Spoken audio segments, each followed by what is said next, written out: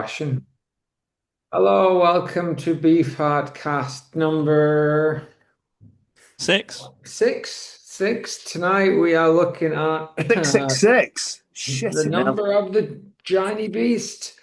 Um, we are looking at Shiny Beast and Bat Chain Puller, which we'll do a little Wikipedia run through in a minute, but maybe Dan can tell us the story. But yeah. No. Alistair, how you doing? And what do you reckon to these two records? Yeah, I quite like him. Shiny Beast. Yeah, I bought that probably mid 1990s. Still got it. But I did get the Bat Chain Puller CD from a Magic Band gig, All right, you can. Sorry, uh, Al. Hey, sorry. which was signed and I can't find. And it was the one that John French wouldn't go fuck off Alistair, which is my usual request for a signature on anything Right. that I from an artist. Um, but yeah, really like them both. And I'm not used to doing podcasts at this time, Brendan. You're off your Just, game, just aren't you? crazy shit. You're off your game, aren't you? DB stands for Don's Bestie. What do you reckon to these two? You love I, them? I've requested an opening to raid, if that's okay with you, Kent Brockman. Very much. The year 1978, the place, Wigan. The person, me, a true blue Captain Beefheart fan, fresh off 2 years of intensive Captain's Holiday go away therapy. The reason, sorry, I hear this album and I invent the internet in order to tell people of today and the future about Shiny Beast, Blockchain Puller. The reason, because it is Ace and it's his best batch yet. No, it is not the artistic statement of Trout. No, it is not the spirit of the age like Spafer's Milk.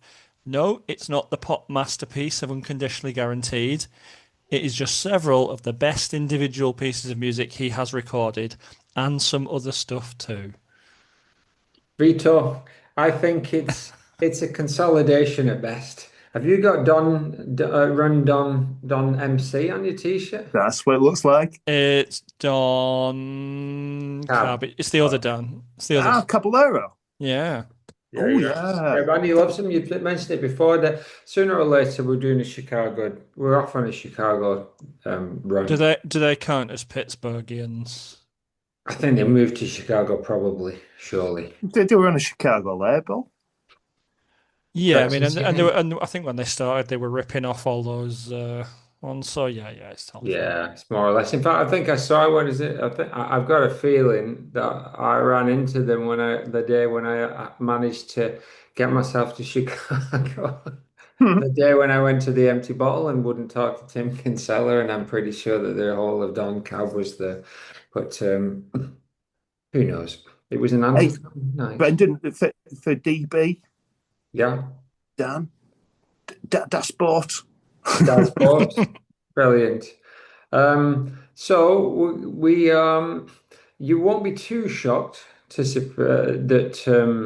that a few didn't get points, but you might be shocked at what they were and why. So only two songs didn't get any points at all, and a couple got 1 point. So would you like to wager a guess? I reckon it'll be something off, like off Shiny Beast, not the proper album. So I'm going to say, looking at my notes, 81 Poop Hatch and You don't know me very well if you think 81 Poop Patch didn't get any points. Flavor Bud. Flavor Buds didn't. I gave it one originally, but in the end, it didn't make any. Al, you wanna throw any in Where there? for me, it's the really cheesy sounding ones that don't get through, and sometimes it's like the ones where it sounds like it's really well thought out, technical, but it's not like it's not really mean. No. Any names? Harry Irene, Uh, yeah. Ice Rose. Ice Rose is way up there. It was one of my top. It's like my second or third. No, it was the carrot one because and I think and the totem one only got 1 point, and because I think people are not giving points because they're coming up in later albums. So yeah, without getting too I'm looking forward to the Apes-Ma uh, observations. Apes-Ma, yeah, I love it. This is one we cited in the Wiggins musical history play. We more or less quoted the whole of Apes-Ma because it's so poignant. But Is Shiny it, Beefheart Brendan? came, Is it, it? but it is in my eyes, it definitely is. And so essentially, Don. Yeah, as I said, he's going through some probably not actual therapy, but actually probably is going through some proper therapy to try and get over the travesty, in my eyes, not a travesty, in his eyes of blue jeans.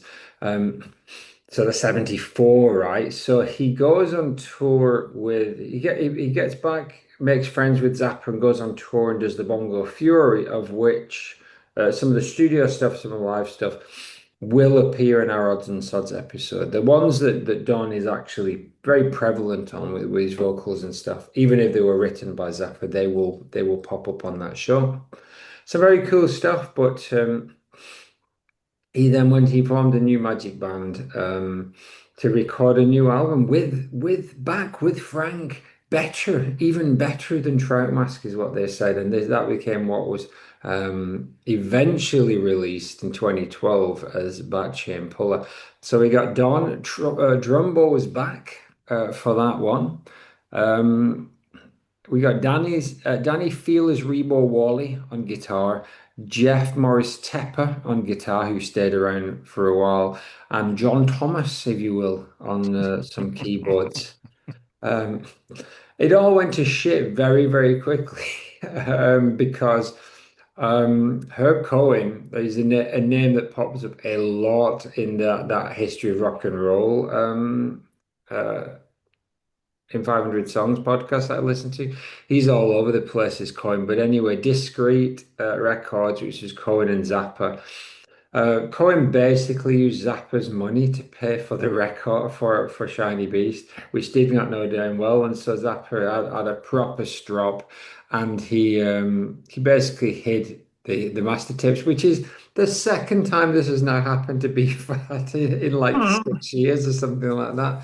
So he goes ahead, he re-records only four songs actually, and a whole of the Rods and Sods and some new stuff, which became Shiny Beast, Bat Chain Puller. So they are different enough to warrant being classed. For me, they're the same album, and Bat Chain Puller is essentially um, was mined for things because the songs that didn't weren't re-recorded were more or less used on Dock at the Radar Station and Ice Cream for Cross. So when it did come out, I don't think it was new news to anybody. But anything to add on that stuff? We should be thankful that he got this chance to do it again because I voted for the songs on this not because they come back later, just because I think they're that much better and more fully realised. I agree with Dan. I'm glad he got this chance to sort of actually go out there and do something interesting again. And Well, it's like it's not like some of it's commercial, some of it's definitely not. And that's what I like about Beefheart.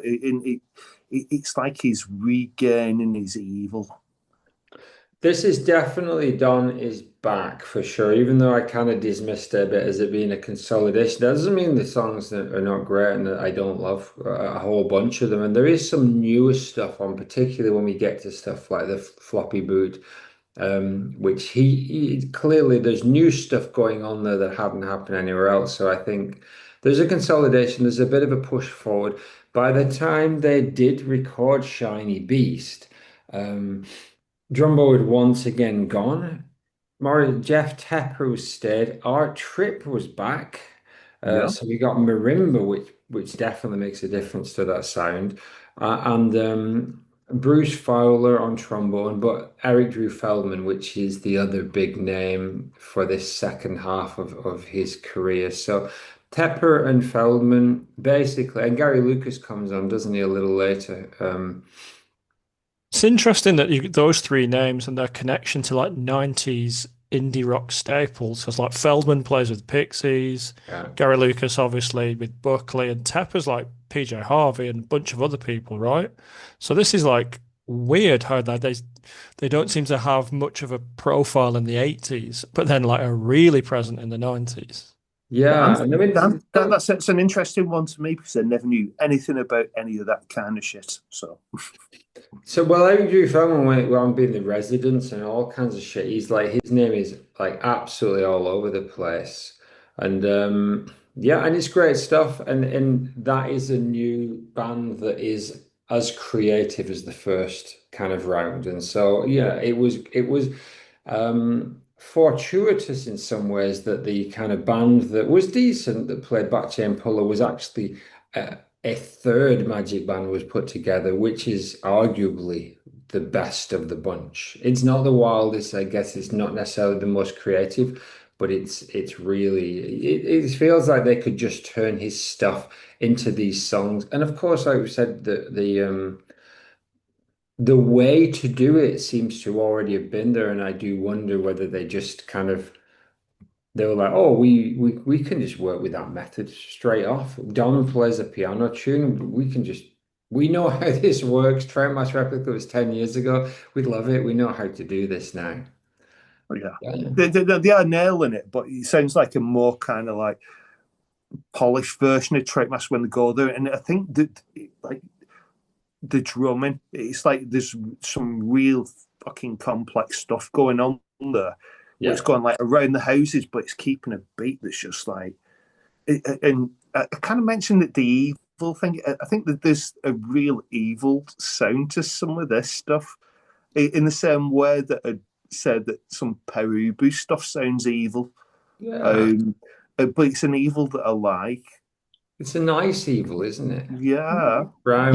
there's so gently benevolent. there's Yeah. some evil, but I think there's also some sad-faced clown style Pagliacci comedy here as well. Well, we'll get to that, won't Oh we? yeah, So, Max, it's nice to see you. Beautiful to have you on Beefheart board. Yeah, thanks. Sorry I'm late. Yeah, no worries. Never apologize. Yeah, nice yeah. to see you No again, retreat, Max. no surrender. Uh, We just basically would we it was just in the preamble just chatting about what the albums meant to us or our general feel on how it compared to earlier stuff. It was interesting because the first few we dashed through this bit, but I think we've got to the point now where this is such an obvious dip back into everything he's done that it's mm, worth having a bit of a chat. But yeah, what's your take on these two, Max? kind of similar to what you sort of just saying. I think it's like, I mean, I'm one of the few people who likes blue jeans and moonbeams, but like either way, this is like a massive return to form for the captain. For a lot of people who thought he'd just completely like lost it, and it's it's really accessible. It's like it's the sort of album that you could like put on for friends and stuff. It like you know without it being like a, hey, look, it's my chance to sort of win you over to Captain Beefheart or whatever. And it's just like a really lovely album, and it's weird. It's got enough weirdness. It's overall not weird, but there's enough weirdness in there to make it interesting. Yeah. So, and how do you think that we were just basically saying that it actually worked out better that he had to have a second go at it, which wasn't the. It's hard to say whether that was the case for strictly personal because this same thing happened, right? And yeah, whether or not that was the case, but yeah, do you think that the back chain puller stuff, um, I actually, how does that I, compare? Yeah.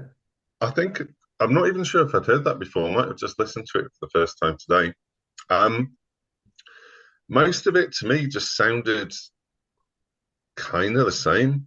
It's like the Bat Chain Puller itself, title track, is the most different version, but a lot of the other stuff just sounds like it's actually the same. It just sounds like it's a differently mixed version of like the same recordings. Harry, Irene, and a few others. I think Ode to Alex. For me, there's quite a Mm, difference in those two. yeah, One yeah. of them is more like the Who than the others. Shall we Never made crack on? that So yeah, connection. well, you have to give me the full title, but the one about carrots and the one about totems. A carrot is as close to as a rabbit gets to a diamond. That's right, yeah. Yeah, And flavor wise buds. words, mate. Carrot is close to the rubber gets diamond, and flavor buds both got zero. Now carrot probably because it pops up later. Flavor buds is a bit of a sketch. The totem. Go on, Dan. What's that one? Is it? I've not got it in front of me. It's something human totem pole. I just got the human It's the totem pole. 110th day of the human Yeah, totem that's pole it. or Yeah, the something. 110th day of the human totem pole. So let's have a listen to those and see what we think. But get ready for some. Well, I've not shared the sound again, have I? No, yeah. We can hear it. Well, you can. Yeah.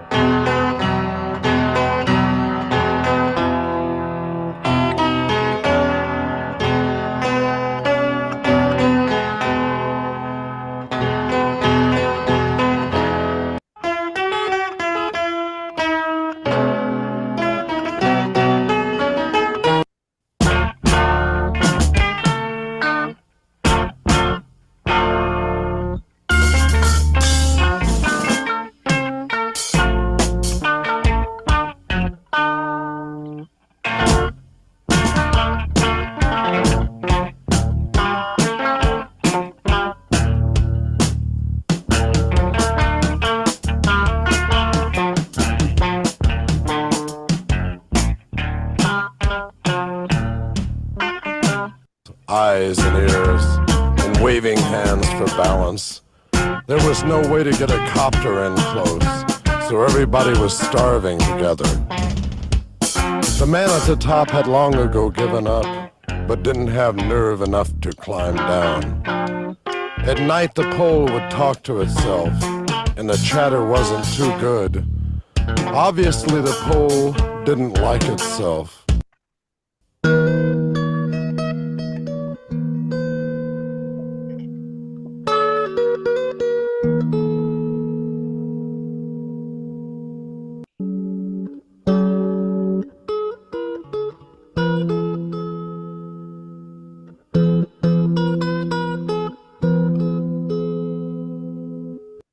That's a beautiful one. It's a little sad he didn't get any love from the gang, but yeah. Max, what do you think of those three? The carrot, the flavor, and the totem? Well, totem is on ice cream for crow. Yeah, So I kind of discounted it instantly for that because it's like that's a different podcast. yeah. Um, and like those others, was it Flavor Bud Living and Carrot? Yeah, carrot is Um, on Dock at the radar station, I think. oh yeah, I knew it was on a different album. So it's kind of like I just didn't even consider any of those because Yeah, they just don't deserve to be kind of being talked about in the Shiny Beast context where if they're on a different Captain Beefheart album for me. yeah. So it doesn't matter too much what originally had happened 2 years previously when they'd first recorded it or whatever. Well, I mean, it matters, but like, It might uh, even be the exact same recording from the shot. From it's it's very similar anyway. it is totally the same. You can just tell there's loads of this stuff. If someone's playing drums, someone's playing guitar, there's just certain tiny little details that like would never happen. Like if somebody was re-recording it, you know, you can just totally tell it's the same recording. Yeah, well, we won't spend too long on these three, and of course, two of them we'll come back to. But yeah, DB, what do you reckon to these three? Flavor bud and carrot are just nice little pieces, brief snippets. I probably did disregard them a bit because of their rebounding. Also, all three really great song titles. I think his title game is quite strong Mm. around this point. Human Totem Pole, I did write some notes. I wrote scrankly dankly, almost a Buster Keaton scene of self-usurping in a song. Tom Waits just watching. I think it's got like I really like that kind of almost like failure to get going vibe at the song has. Oh yeah, yeah. We will talk about it more, and I think it'll get some love, obviously when it pops back up. So I won't go too much into it, No. but it's a great story. I really liked Flavor Buds though, but it's clearly an undeveloped idea, and it was suggested that maybe it was a Drumbo composition, and he is credited with some guitar. So I'm not even sure.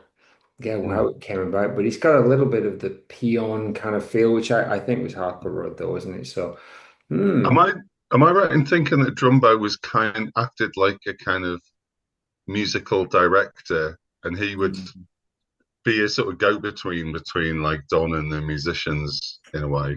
in the Bad Chain Puller, he came back in that role, which I think he'd done on Trout Mask, and then he'd gone and Harkle Road had taken over for the few albums, and then he kind of floundered. He didn't have one for Blue Jeans, which is why I think it doesn't sound like Beefheart as much as there might be some gems on there, but.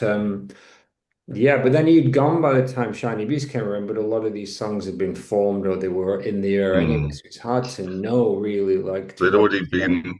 They'd already. I think it sounds like he's almost like an arranger for Don's craziness. You know. Yeah, I know that some of well, you can tell the difference between, say, Blue Jeans, where they seem like studio rockers, and Oh yeah, these hundred have got percent. the exact same twists and turns that you hear on Yeah, Decals and Trout Mask, yeah. but just slightly different flavor to them.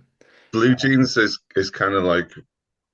I mean, I love a lot of Blue Jeans and Mean Memes, but it's like when Ween did their country album and they basically just go to Nashville and give Yeah, some Nashville guys some cash to yeah, play the instruments and do the kind of country stuff, and that's what it sounds like, I that's think. great, great album. Love, I mean, love. I would love to go to Nashville with a bag full of cash and record an album. I think that's a cool thing I to do. think Bonnie Prince Billy did it, didn't he? He recorded like his own version of his greatest hits with the And with it Nashville. absolutely stinks. It does. It's way worse than the originals, right?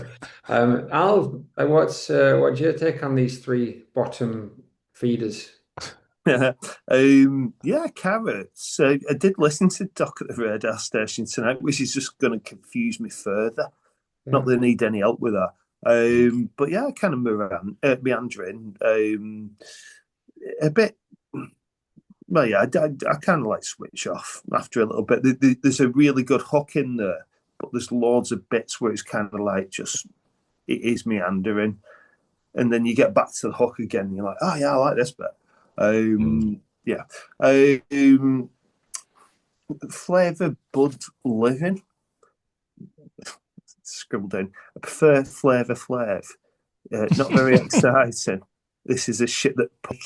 Not to slag the lovely guy, who's well, I don't know, kind of Wigan legend as a guitar player. Oh yeah, He's like Wigan's Tom Verlaine, isn't he? in many ways, in many Yeah, ways. yeah. But it's I just a bit. also loved it too, and so that I think that gives him even more kudos in my book. Yeah, but he's a bit too technical. Bladder of Life, Bad of Volunteers, very good. Very good. Um, All yeah. right, enough. He's And oh legendary yeah, stuff. yeah. Let's move on to Odd Jobs, which got 1 point. Brickbats, we got 3, and 81 Poop Patch, we got 5 points, all from me. It's time for some Poop Patch. Brendan, Odd Yeah. Jobs. I've not said anything about it. Oh, But go for it. Sorry, Al. Go time ahead. to reminding me of Tinner Went or Horse Lords. All right. It's the hypnotic groove that goes on in there. Yeah, yeah. Well, we're going to listen to it now, so we'll come back to that. Odd Jobs, Brickbats, and Poop Hatch. He's like you said, Dan. He's on his game with his time.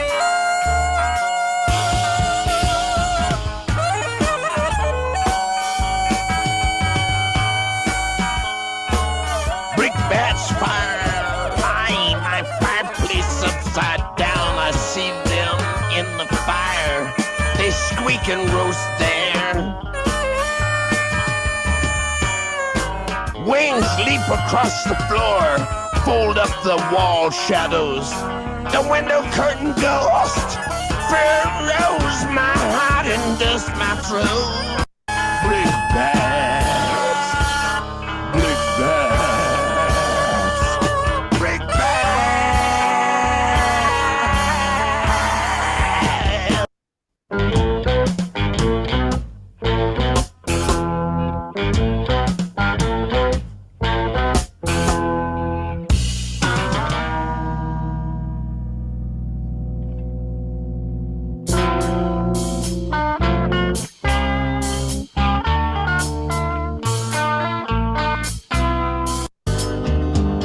The gate dance without its paint on. Odd jobs is written on. Spiders were in those eyes. The sun made them look silver.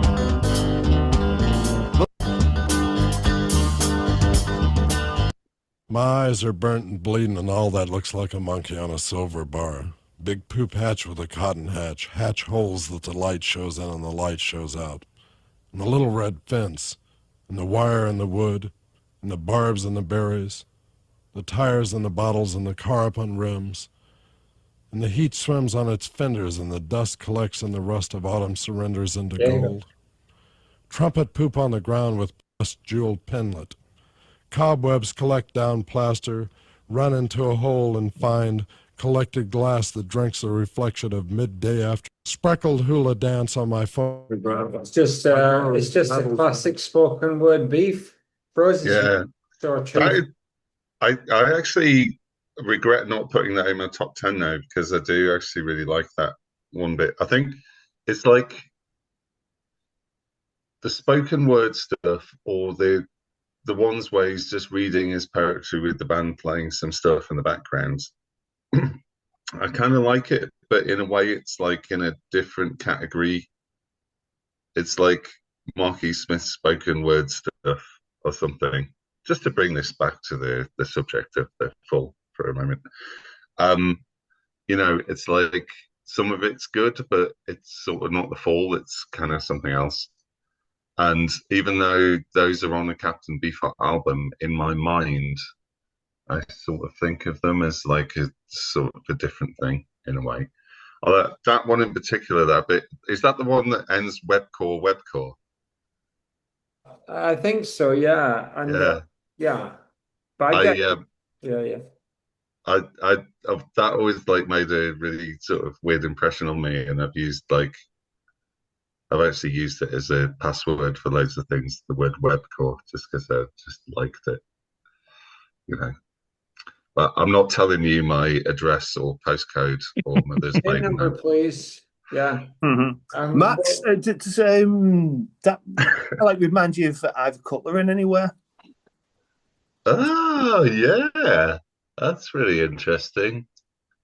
Yeah, it sort of does actually. Although I hadn't made that connection previously, but I think I see where you're coming from. Yeah, I can see where Peel might have had the same kind of like attraction. Yeah, I think is Ivor Cutler the Scottish Beefheart? That's interesting, isn't it?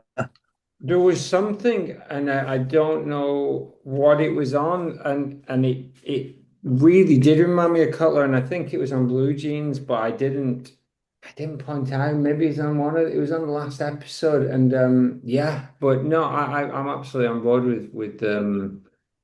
with Poop Hatch as being an ode to whatever his name is, either. What about Brickbats and Odd Jobs at Max? Anything? Odd Jobs actually. Out of all of this stuff on the Bat Chain Puller album, that was by far the most interesting one. I think that possibly because it's the only one I think that was like 100% new to me. I actually quite like that, and I think I need a few more listens, and then I think that I will really, really like it. And then what I might end up doing, which is what I do with my record collection generally, like a digital, is I'll have a sort of a separate album that's like a bonus tracks for an album, and I stick like B-sides and stuff in that. And I have a feeling that I'll come back and collect some of the things off that Chain Puller playlist and put them into my Shiny Beasts bonus tracks album. Yeah, it feels like that for me, actually. Yeah, and I know Dan's saying the re-records are way better, and I agree with that. I think Brickbats was the one that stood out. It I can But see why. Brickbats is on Dock at the Radar Station, though, right? Is that Hmm. right? Oh, Yep. right. Okay, I'd missed that. So, well, that makes sense. And I need to have a listen to see whether the version's very different. Is it the same version as I far think as you it's can the see? same. Yeah, Oh, it's. I right. think the version that's on Dock, it's the same recording, and I think it's possibly just been cleaned up a little bit during the production Oh, process, but it's the same recording, I think. okay. Well, I won't talk about it too much here, but it was, I like the fact that it was like the earlier Trout Mask stuff in a way, but Mm. very meandering and loose at the same time, Yeah. which is, Well, this is the great thing about Dock at the Radar Station, which might be my favorite Captain Beefheart album, where it's like Shiny Beast was a return to form, but still kind of like a bit sort of mainstreamish, and Dock at the Radar Station feels like a real return to form of weird. And the production on it was like so sparse and dry and felt very like of its time in terms of like a sort of post-punk thing where like bands like Magazine and stuff were doing a very sort of no production kind of production. When I don't mean like some of the early fall stuff that didn't sound like it had been produced at all, like Grotesque or whatever. yeah, I mean, Dragnet. it sounded nice and it sounded clean, but it was really really dry.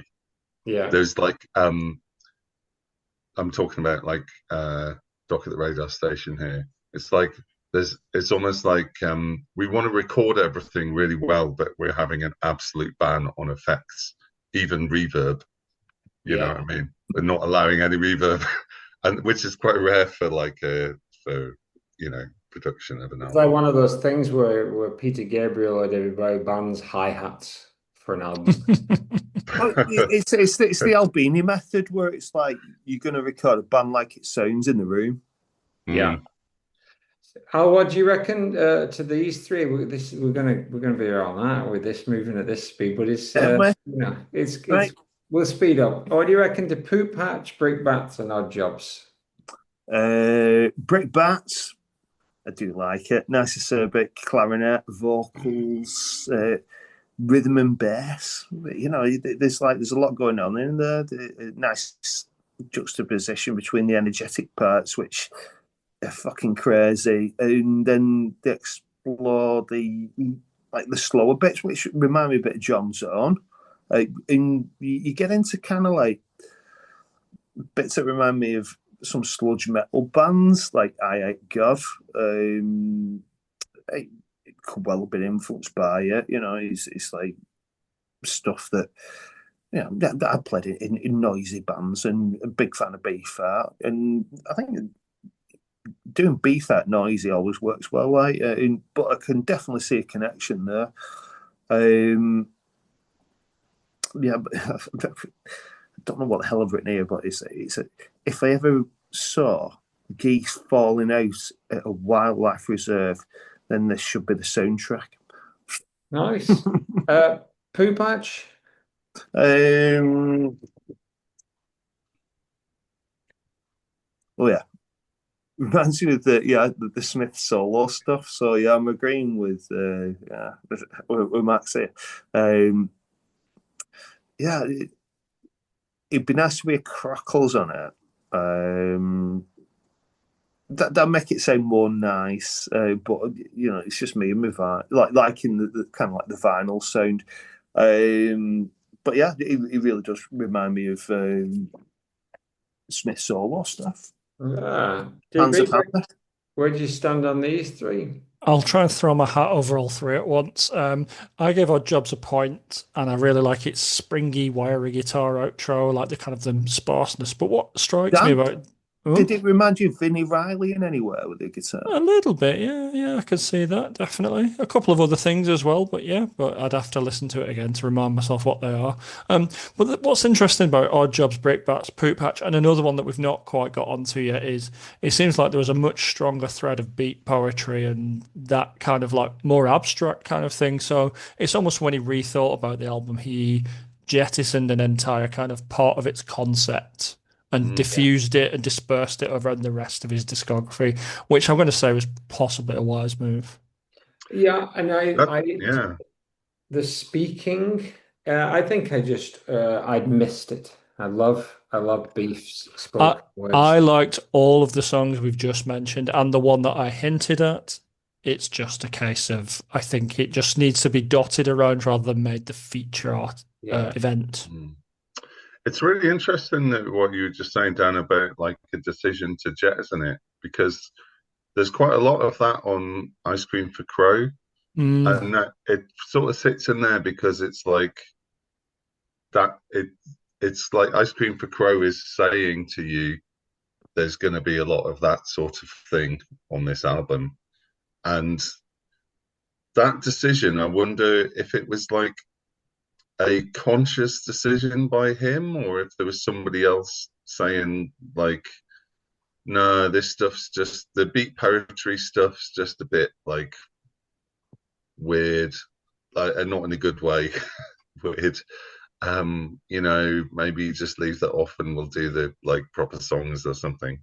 Yeah, No, which but probably it I'd would love have to been know the conversations that. It was also it'd been nice to have like B.E.F.O.U.T doing like something like Panzer, I just a think solo poetry thing. I don't know about the context of the time, but in 77, 78, I think maybe the spoken word would be less well received than it would have been in the mid 80s when that sort of, it seems like that maybe due to stand-up comedy and alternative comedy made a comeback in the early 80s. Well, yeah. Pam Hers did all right. Yeah, she did a few LPs. Very briefly, and not to kind of spoil next week, there is something self-consciously final about Ice Cream for Crow. So I bet he had a bit of a sense of, no, this is my last thing. We won't go too far into that though. So we'll come to the next three. So there's a bit of a step up there to Apes-Ma, Harry, Irene, and Seam Crook Sam. Is that what it's called? Same Crooked Sam, yeah. Which I gave all of its points to. So Harry, Irene, Max gave all of its points to. So we will very soon have to defend our decisions. But let's have a listen. Let's have a listen first. All right. Don't look at the titles. Don't look at the answers. Let's start off with this shite. Sorry.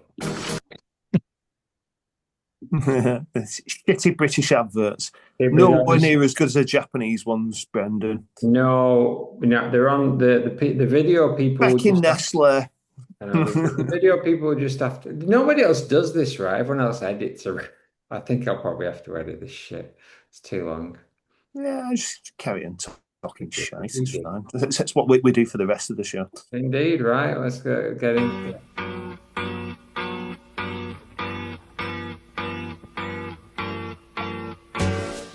Harry, Irene were a couple that lived in the green. Harry, Irene were a couple that ran a canteen. Ran a canteen. Ran a canteen. Two people, Harry and Irene, like you've never seen.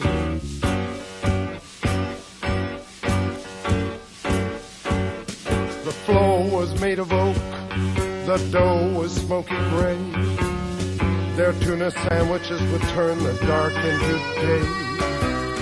They sold wine like turpentine to painters. They took to social life like pop.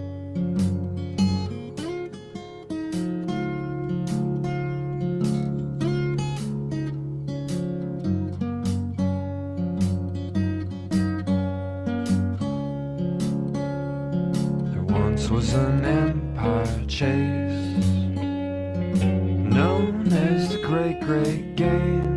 Apes-Ma. Apes-Ma. One of its Your cage is too dirty, Apes-Ma.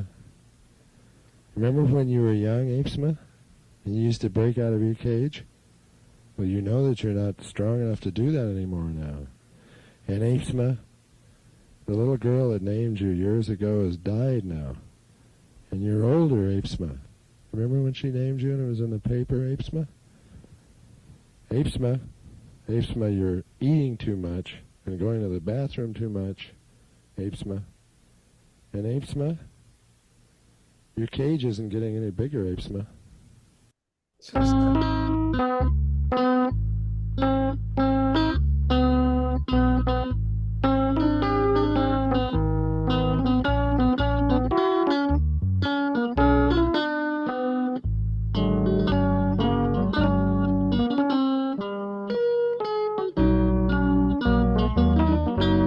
Or sawdust daily keep.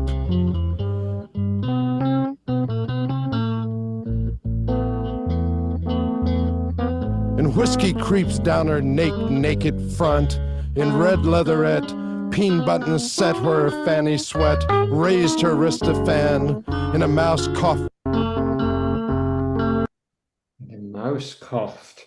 Max, we're coming to you to defend your choice of Harry Irene. You gave it 7 points. I did. I realise that to many Beefheart fans that might not be a particularly stellar track, but it's just something that has like a really strong personal connection for me. Like this whole album does really, and to me, there's like a huge amount of affection on that song. Like it sounds like he's talking about some friends of his, and there's a fondness, you know. It's like you get the feeling that he just genuinely loves Harry and Irene. They're like two of his best friends, and they've got this like cafe and stuff. And it's just a really nice song. It's not punky, it's not weird, it's not really particularly alternative, but it just makes me feel really happy, and that's why I voted for it. Really. It is a very sweet song, and I know the way my mind works. After 10 more listens, it will be probably one of my favorite songs on the album. And that's why I put that Malkmus thing, because it reminds me so much of the early Malkmus stuff that I do like. It also reminds me of Randy Newman, and obviously there's a little bit of Yeah. but Randy Newman was the first thing that came to me, which immediately made me balk. It's like, but I find I sort of got over it. You got a friend in me. Yeah, essentially, yeah, and all the good old boys stuff. Yeah, anything to say on the Seam Cook Sam and Apes-Ma, Max? Sing Crooked Sam, did I give that some points? I don't think I gave No, that no, points. I gave it all its points. Sing Crooked Sam, you know, feels like it's like another beat poetry thing, but not quite as good as the stuff that's on Ice Cream for Crow. If it was going to be on an album, it would be on that album, but like I sort of don't mind that it wasn't. Apes-Ma, I really like. I think it's my favorite bit of spoken word by him, because it's like it's a short story rather than a poem, and the short story is really intriguing and a little bit sci-fi, I think, because it sounds like he's talking to a sentient ape creature, like the result of some sort of experiment or something. But like at the end, you've got this incredible like punch to the gut of like, your cage isn't getting any bigger, Apes-Ma. Yeah. Which is like, if this thing is intelligent enough for you to understand what it's saying, you know. And Don Van Vliet loved animals. I think he liked animals more than people. And to me, that track, piece is, it's like a critique of how he feels about how humans mistreat animals, basically.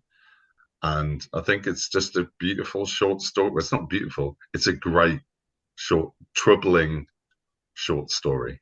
Troubling for sure, very sad, and I always in my mind imagine that it's either that sci-fi or one that gets kind of like a thing, or it's his mother talking to him and putting him down and saying, "Why are you not doing anything? You going there? No, it's The good days are gone, Don." okay. That was no that take on it would never have entered my mind in a million years. Yeah, it makes I me very think sad. it's a criticism of like scientists like putting animals in cages. I think. I'll go with that one. I think that makes me a little less unhappy. DB, where you sang on these? So Seam Crooked Sam, I thought it's totally fine, but that's the song I was alluding to in the last round. It's another beat poetry one. I enjoy it quite a lot. Harry Irene, I'm just going to read directly from my notes. I wrote Beatlesy, or the blueprint for all of Elephant 6. Unusually coy vocal alternating between singing and crooning, but in a way that works with the generally daffy vibes. And then I thought about it a bit more. I said, I get the Randy Newman comparison as the song develops, but I don't know loads about his music because it's too clever for me. And then the one that, yeah, like to add on to your thoughts on Apes-Ma, what it reminds me of, and this is not a direct comparison, have any of you three gents seen or heard of a film called Poto and Cabango? Oh, no.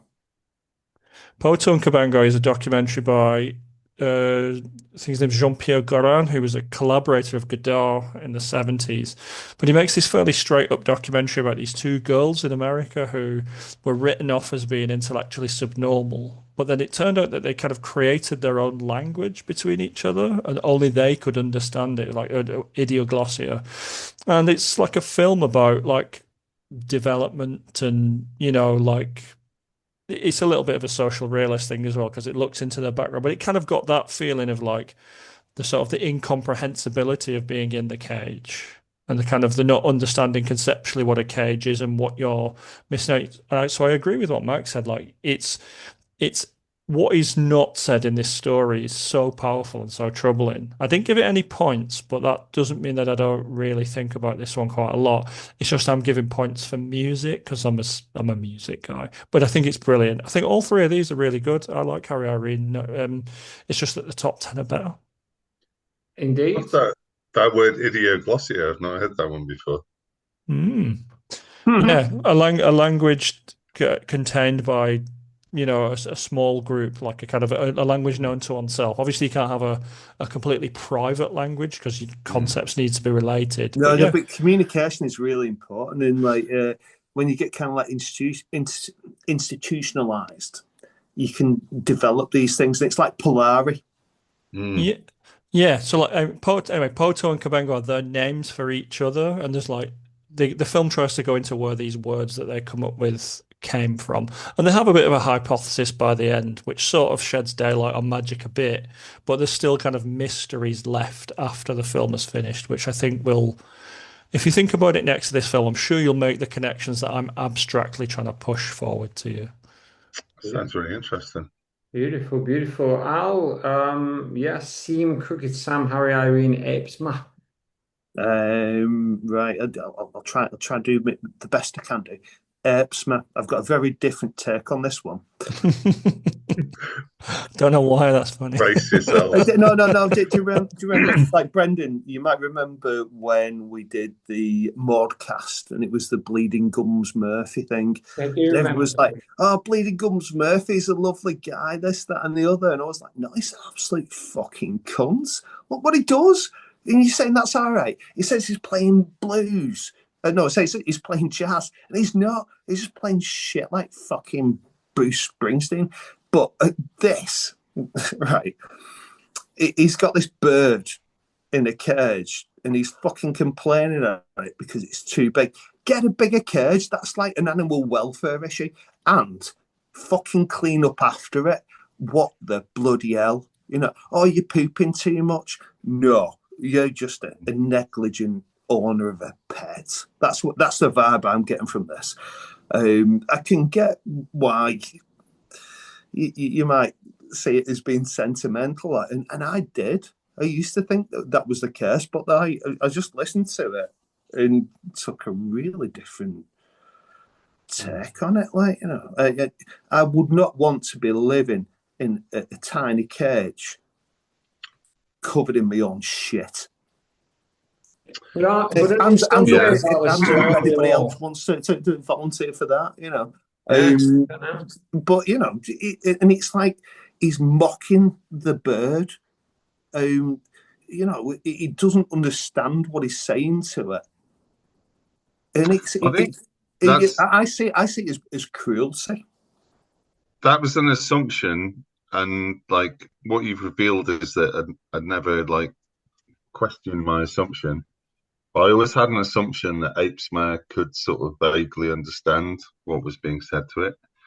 But if you were to say that it can't, and it's just some like really bad pet owner ranting at their pet, yeah, that is. You bastard, shitting all over the place. Fuck off! You're gonna die soon.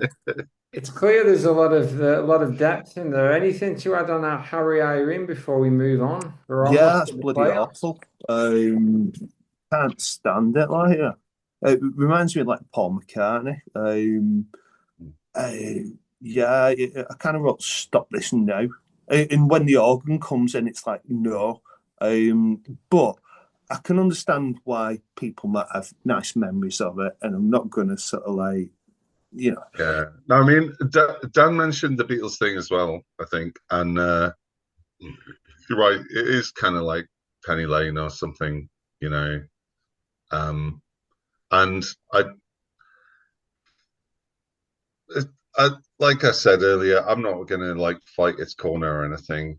I just have a no, but you like Blue Jeans, and that's legit. You know, I'm not going to question why you like it. It's not one of my favourites, so it kind of like ties into that. So that's where we see things differently. Well, here we go, Alistair, because the next three, we've got Hobo-ism with 9 points, which you gave all 9 points to, and nobody else even gave it a sniff. You know you're a man, which also got 9 points from a couple of people, and Candle Mambo, which is up in with 10 points. So let's have a listen to those three, and we can see what we think about them. Oh, look.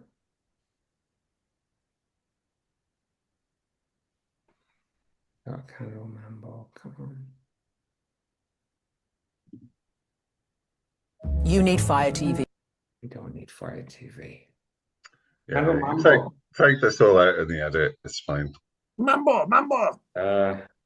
Don't know. Is it nice to have random adverts in English instead of Japanese? We were saying the other day, it's like there's so many more. It's like a double. I told Brendan to fuck off back to Japan so we could watch some decent adverts. Yeah. It's okay to say fuck off to Japan if you're talking to an English person. Yeah. Candle strike, candle weep, fly hot candle leaf, candle roll and folding balls, candle large, candle small.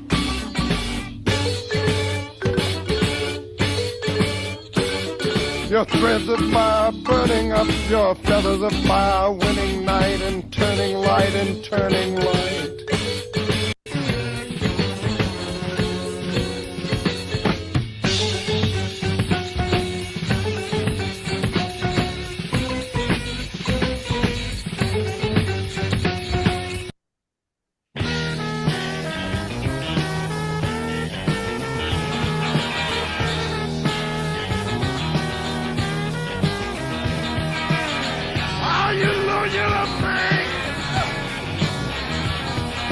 Yeah, she makes you understand.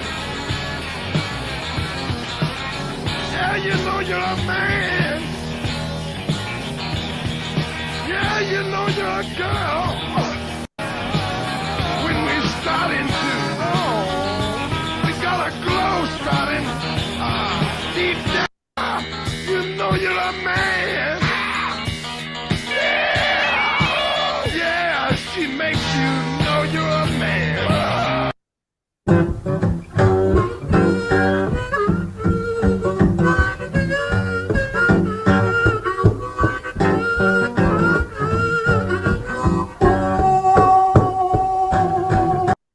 He melts mine.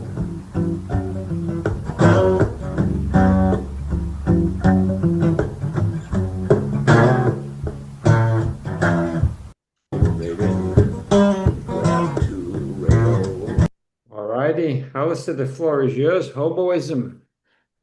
Well, I'll start with you know you're a man.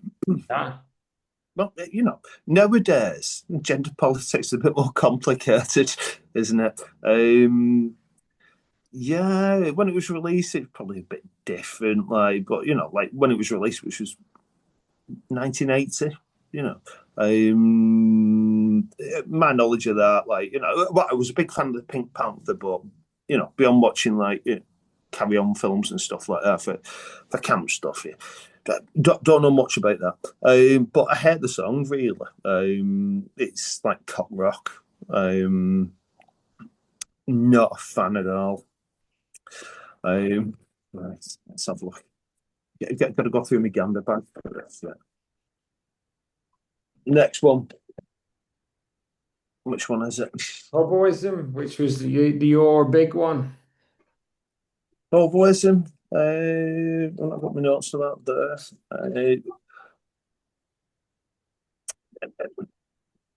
I think there's a nasty, well, right. It's the bluesy stuff, right?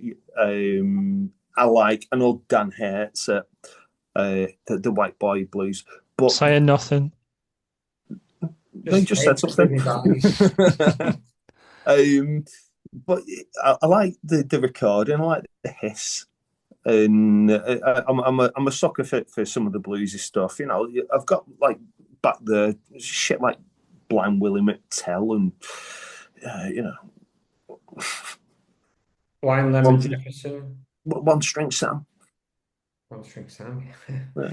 What did you think of Candle Mambo? I really like Candle Mambo.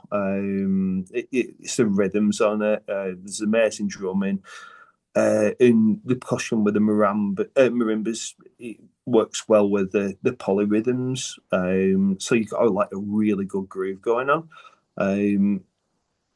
There's a bit of nasty stuff in there as well, especially at the end when the drums go mad. And that's nice because you got something like it's dead pleasant, and then they're going, fuck.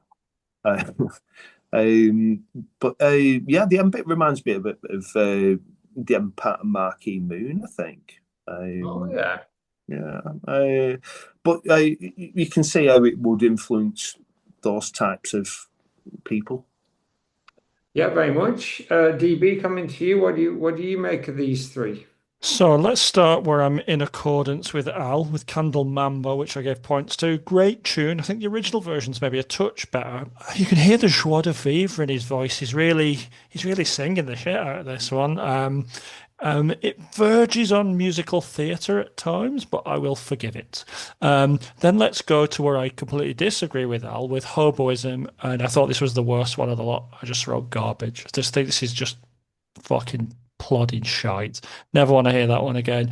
So let's go somewhere in the middle with You Know You're a Man.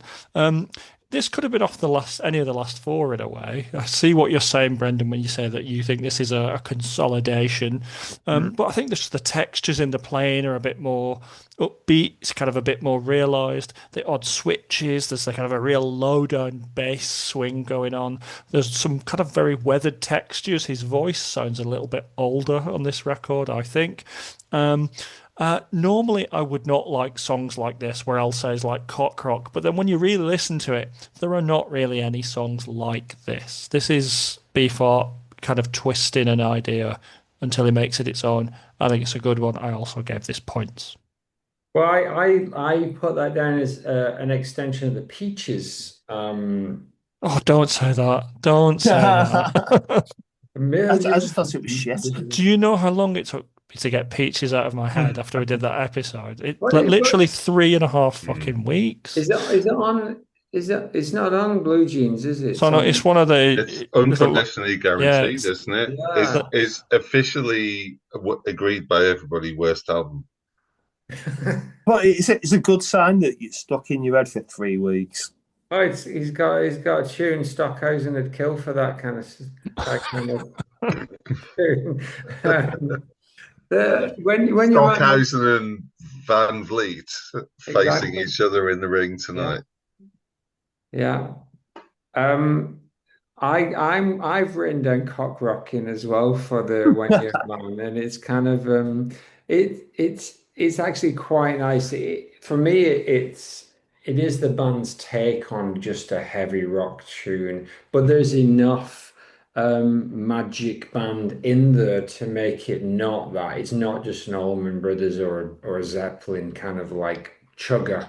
It's it's got some nice twists and turns in there. I don't mind it at all, actually. I didn't score it though. And Hobo-ism, I think if you're gonna look for the blues stompers, they did the Mirror Man stuff, even though I shat over most of it, they'd already kind of nailed that thing. But I agree with Al on the fact that I do like a really rough recording, and this is as rough as it gets. It's a proper like one cassette recorder in the middle of the room while they're stomping it out.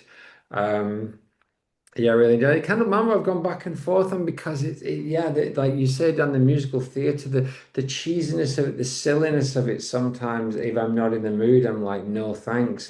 But then it wins me over almost every time by the time I get to the end.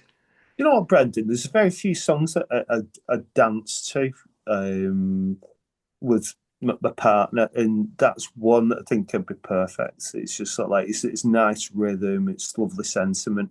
She might actually go. I don't know. It's Captain Beefheart. I don't know who Captain Beefheart is like, but there you go. You can get away with it. Well, I think our It's the trip. most romantic song that he's ever done, I think. Oh, well, we're talking Blue Jeans, Max, and you're all over that album. Oh, actually, yeah, yeah. No, there are like make-out songs on Yeah. Blue Jeans, but like what I was just saying, if you were gonna ask a woman to dance, not ask a woman to dance, ask your partner, Request a dance from get a partner. your actual partner, like, hey, let's come and have a bit of a dance, like Candle Mambo is like, I think it's actually a good It's up choice. there with Lady in Red. It has to be. It's far superior, but yeah. Yeah, I, Yeah, I all really that like. rapping. Yeah, I like it a lot. And Art Trip is really good on this. And I think Dan pointed out a little earlier about the Elephant Six thing. I'll come back to this in another song because I think there's another song that has more of that 90s indie Elephant Six vibe, but this is it up there. And I don't know if it's actually a mambo, but it's certainly got some kind of sweet Latin rhythms Mm. going through it, which is very nice. And made me think it could have been on Blue Jeans. It I could. don't think Tito Puente would Mm. sanction this. Yeah. Too bad for Tito. We're going ahead with it. Max, what do you take on yeah, Candle, you know you're a man and hoboism. Yeah, so get the easy one out of the way first. Hobo-ism just didn't grab me at all. But it's the first time I've ever heard it today, and B.E.F.O.U.T is definitely like the sort of artist where it takes a few days, takes a few listens. Um, Candle Mambo, I I quite like, I think it's nice. It's like B.E.F.O.U.T meets like actually getting your, like Al was just saying, getting your girlfriend, wife, whatever, to come up and like actually have a dance. There's not very many B.E.F.O.U.T songs where you would like invite your wife to onto the dance floor Yeah. What to about Pina? yeah, yeah. It's this and Peanuts. The the final. It's nice, you know. I'm just checking. I can't remember if I actually put it in my top 10. Candle Mambo, No, I didn't. I you didn't put it in my top 10. No, but I do like it. It's nice. Um, you know, Your Man is interesting because it is like, to me, it's like nowadays a woman's got to hit a man from, I can't remember if it's Clear Spot or Spotlight Kid, because Yeah. to me that's like one album. Like it literally, I bought the CD and it's got the both things in there. Um, it's talking about gender politics. It's talking about how, you know, if you're with a woman and she says, like, you make me feel like a woman, that's a nice thing. That's like, what's her face? Janis Joplin. think You You make know, me feel. it's that sort of thing. It's like it's okay to be a man, right? It doesn't like we're not talking about oppressing women. We're not talking about like toxic masculinity or anything. It's just like if you're with somebody of the opposite sex and they say you make me feel like the gender that I identify as, that makes you feel good, and that is a nice thing. And both of those songs are sort of about that for me. And it's like, you know, You're a Man is not like it's not it's not a celebration of like maleness. It's not saying men are better than women or anything. It's it's the same sentiment as Janis Joplin saying you make me feel like a natural woman. It's like I'm with somebody that makes me feel like good about my sexuality or whatever. And you know, and so there's that. But also, just on a purely musical level, I just think it's like a good blues song. And like a lot of Beefheart stuff is like so dependent on like what direction you're coming from when you're like judging the song. So like if you're coming at his stuff from a is this a good alternative weird song, it will get a particular sort of score. If you're coming at it from like, is this a good blues song? You go like, yeah, this is a really interestingly weird blues song. And you know, You're a Man is like that for me. It's like, it's not, you know, it's not going to sit on Trackmaster Replica or something, but you go like, if I'm coming along expecting a blues song and I get this, I go like, oh, this is quite a cool, interesting blues song. And that's kind of why I like a lot of the stuff on Blue Jeans and Moonbeams, you know. It's like compared to Travis Replica, it's kind of shit.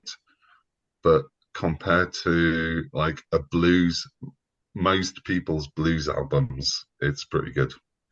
I just jump in really quickly on the gender politics of You Know You're a Man. Really, I agree with everything you just said. I also think that it's part of Beefheart's kind of appeal to inner feeling, triumphing kind of science as a form of knowledge. They kind of go, you know, you're a man.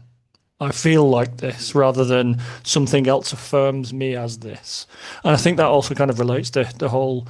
We've been kind of talking about very gently around this kind of theory of like trans kind of critiques of Beefheart. I think there's something actually quite positive in this title.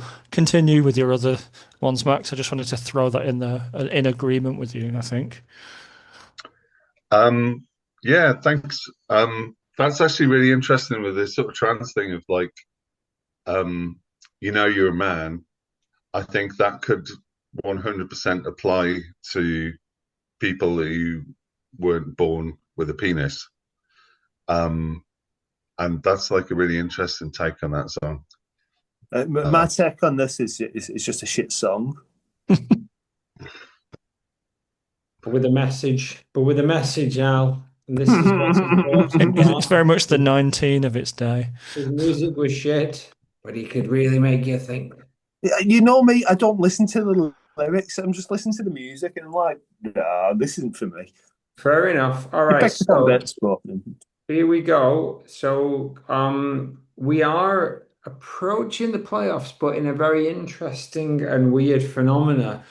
Three tracks got 15 points, and only two of them can make it into the playoffs. So we are going to have to go to the fingers. We have Love Lies, When I See a Mommy, and Ice Rose.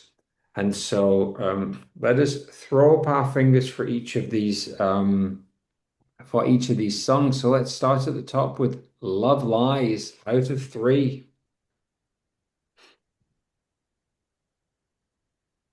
We got 8 points. We know where the sentimentalists are in the room. When I See a Mommy, 3, 6, 9, 10, 11 for Mommy. And Ice Rose, 3, 6, 7, 8, 9, 10. And so that means that when I See a Mommy and Ice Rose go through, and Love Lies gets its own little section of songs that could have and should have, but really didn't. Um, let's have a listen to Love Lies. We're talking smooth Don, and pushes all of my buttons, doesn't he? But first, maybe there'll be an advert for online gambling. Oh, Thatcher's Juicy Apple. if we get lucky, are you side. feeling lucky, punk? Yeah. Yeah, with your, Definitely. your You know what? wedge. I discovered recently Magnum's not a gun, it's a bullet. No, it's not. It's an ice cream. Stop by your house, saw your lamp lit. Not a sign of you in it. Where could you go at this hour? Street lamps flutter like fire. I mean, first of all, I think it's recycling something from an earlier song, and I can't quite get my head around what song it's doing it. And it does sound like possibly the most Tom Waits song he's ever done. And I'm not a Tom Waits fan, so I'm not quite sure why I like it. But Well, I think Beefheart is a massive influence on Tom Waits, probably the biggest influence. we've And talked. interestingly, Zappa put Tom Waits' first album out, That's right. so maybe they all actually like knew each other or something. I don't know.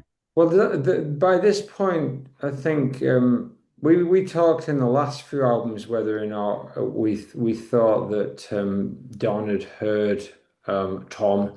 By this point, Waze had put out like 4 or 5 albums, so and there's absolutely no way that Don couldn't have heard him by that point, I think. But again, it could just be coincidence of two artists that have similar styles, and obviously Tom Waits is even went on to try Mass Replica, Swordfish Trombones in the 80s, where he Yeah, dug even deeper into Donism. it's hard to know, isn't it? I think they are the artists that are swimming in the same waters, like culturally, and yeah, probably aware of each other's stuff, but like I think each other wasn't the main influence on what the other one was doing. But Yeah, so they were both influenced by so many of the other same things and had a similar sort of mentality, I think, of trying to do something that nobody had ever heard before, and also trying to get away from, Beefheart always talked about getting away from the mother, which he described as like the fetal heartbeat of like boom, boom, boom, boom. right, yeah. So for him, it's like rock music is all like about that sort of fetal heartbeat reproduced, and he was always trying to get away from that and do a beat that was kind of more broken and something more disjointed. Hmm. And I think Tom Waits had a similar kind of aesthetic. And also following the meter of your words and not trying to force it into a or following the meter of your like piano lines and not trying to force it into that fourth Mm. four. But Tom Waits like did something. I'm actually not a massive Tom Waits fan. He's like one of these artists that I admire more than I actually enjoy, like Bob Dylan. Um, but one thing that's really interesting about him was that he would deliberately force himself to learn how to play new instruments because he felt that like if you try to compose music using a specific instrument like a guitar, you would just end up trapped by the things that you'd learned on that guitar. And that's like what most guitarists do. I think you learn a bunch of chords, and that it's like when you come to play some music, you'll play those chords that you've all played like Yeah. so many times Well, before. You don't, that is true, but I'm like self-taught, and you always go back to you've got like a chord that you start off with, regardless of whether or not you're trained. You got to your comfort zone. Um, yeah. I But think I'm gonna Tom play. Waits' thing was to break out of that and go like, on this, I'm going to learn how to play the bassoon, and I'm going to yeah, like start composing songs using a bassoon because that'll just 100% take me out of my comfort zone. do you know what? That's what I call having fun. It's like, do you remember We Are the Champions where they get to jump in the pool at the end? Yeah. So like just like playing an instrument that you don't know how to play. Yeah, free time. Come on, let's jump in the pool, play a race. That's fun. On that, Alistair, what do you think of the song Love Lies by Captain Beefheart? I'm not a big fan. um, Trying to find my notes. I don't even need to find my notes. It's just like dreary. Um, yeah, stop it now kind of thing. Yeah, I can get the Tom Waits thing, but I don't like Tom Waits too much. It's a bit kind of like theatrical. You got that nice melancholy thing going on with it, Yeah. which is all right. And the marimbas really the standout for me on this one. Um, but it's just a bit middle of the road. All right. Dan might disagree and say it's more adult oriented rock. It's beautiful and winding. Dan, what do you think about this? Where does it stand? Which part of the road? I mean, it's certainly on the right-hand side of the road, I guess, but that's not a problem for me. So I gave this 8 points, and it's I would call one of the four pillars of the record. I really love this song. It's look what this album also has is, I mean, maybe he never truly went away, but there's still some horny gone on this record, and this is the kind of the sad side of that coin. It's the Flophouse side of the horny dawn coin. I think the lyrics are really beautiful. I think it's a really tenderly composed image of a man going through kind of like it's like a feeling that happens in a second stretched out to the duration of a song. And I think that's what songs can do really well, to kind of like present an entire emotion and sustain it for your kind of like thought process. There's a real inner fragility that's at the surface, which I've kind of argued before. And I think the song just says a lot more by holding back. And I like the kind of the slightly sad, clowny trombone exploration as it goes on. I think it's a really, really beautiful song.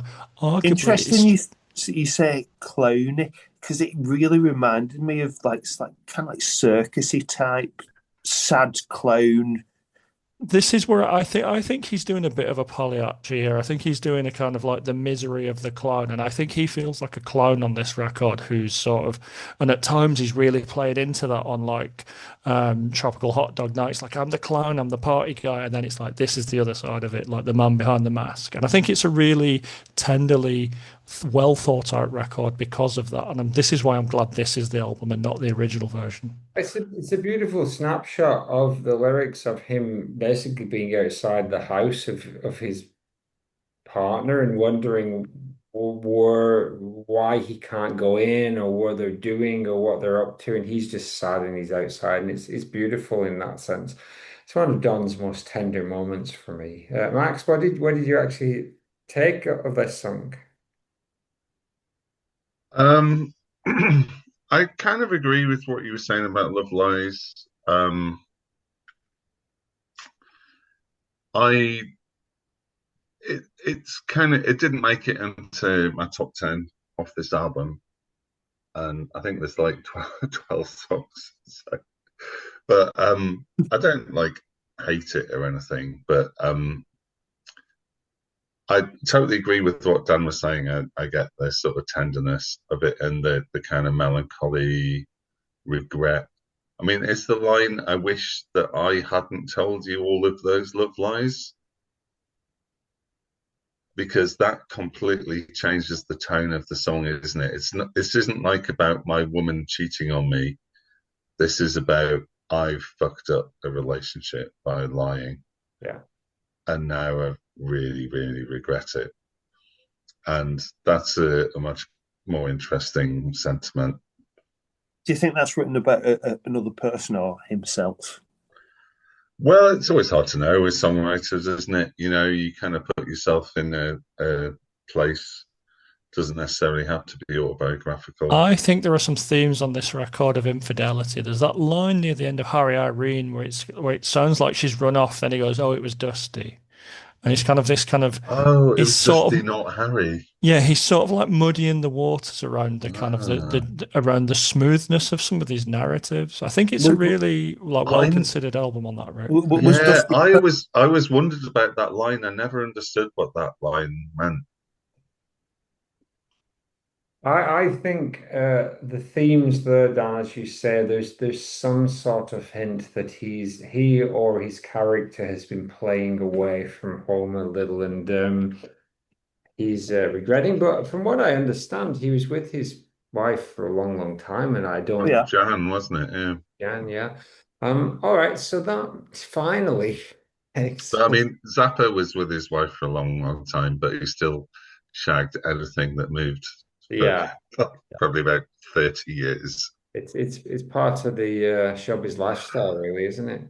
So we come up to again what we're in the showdown sprays, and we're going first. The winner, which are actually only won by 1 point, will go through automatically, and we'll put 2 against 7 and so on. So our first showdown is the thing that is the song that came in 4th up against 5th. Suction Prince, interestingly, with 21 points, up against Bat Chain Puller with 18. So let's have a listen to those two and do a showdown. This is Suction Points, it's Suction Prince, isn't it? Suction Prince against Bat Chain. This molly is. Yeah, I will be editing this out. I'm trying to avoid editing the videos because they're a pain in the ass to edit videos, but fucking AI sheep. I think if you're this far, use puppets, it's more ecologically friendly. Or real sheep. If you're this far in, you're watching the advert. Sorry. Oh, that's fair enough, isn't it? Here we go.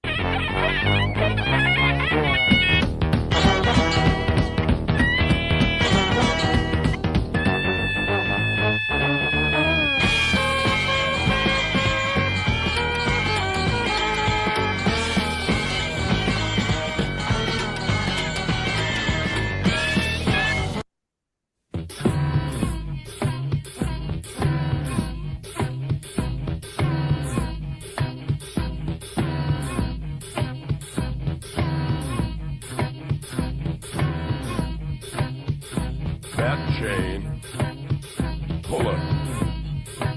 that chain puller. Puller, puller.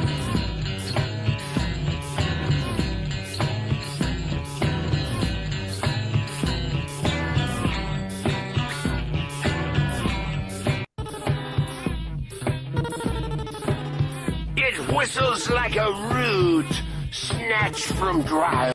One thing that I noticed, whereas these types of songs were 2 minutes on Trout Mask, they're 5 minutes on here, and I don't know if that works better. For me, it doesn't, but that's mostly due to my attention span. But DB, we've got section point Prince. Prince against Bat Chain Puller. So these were eighth and ninth in my list. I won't say which way around until we get to the vote. So Bat Chain Puller, I just think it's a really good psych blues. I actually wrote some lyrics down. I'm going to quote lyrics. Bulbs shoot from its snoot and vanish into darkness. It whistles like a root snatched from dry earth. Sod busting rakes with great dust claws. Announces it's coming into morning. Got some kind of like apocalyptic-ish imagery there. Bit McCarthy, Cormac McCarthy-esque. One thing that I would just say about this album is I think the Beef has been doing time down the old lyrics factory. I think he's been putting in the hours and it's really showing. Yeah. Suction Prince, I wrote as a note, demented jitterbug played to a field of angry frogs. It's the nearest thing here to Trout Mask Don, though it's much more lockstep rock and roll than modern composition. I like both of these very much. I can see why you'll like them maybe a bit more than me, but I'm happy they're here. Max has got them in fourth and sixth. Al's got them in first and third. Suction Prince being Al's top. So let's go to Al first. Suction Prince and Bat Chain Puller. You love them both. Indeed, I do. Suction Prince is amazing. I can scroll down. Where do I start with this shit? The structure is one of the main things about it that I really like.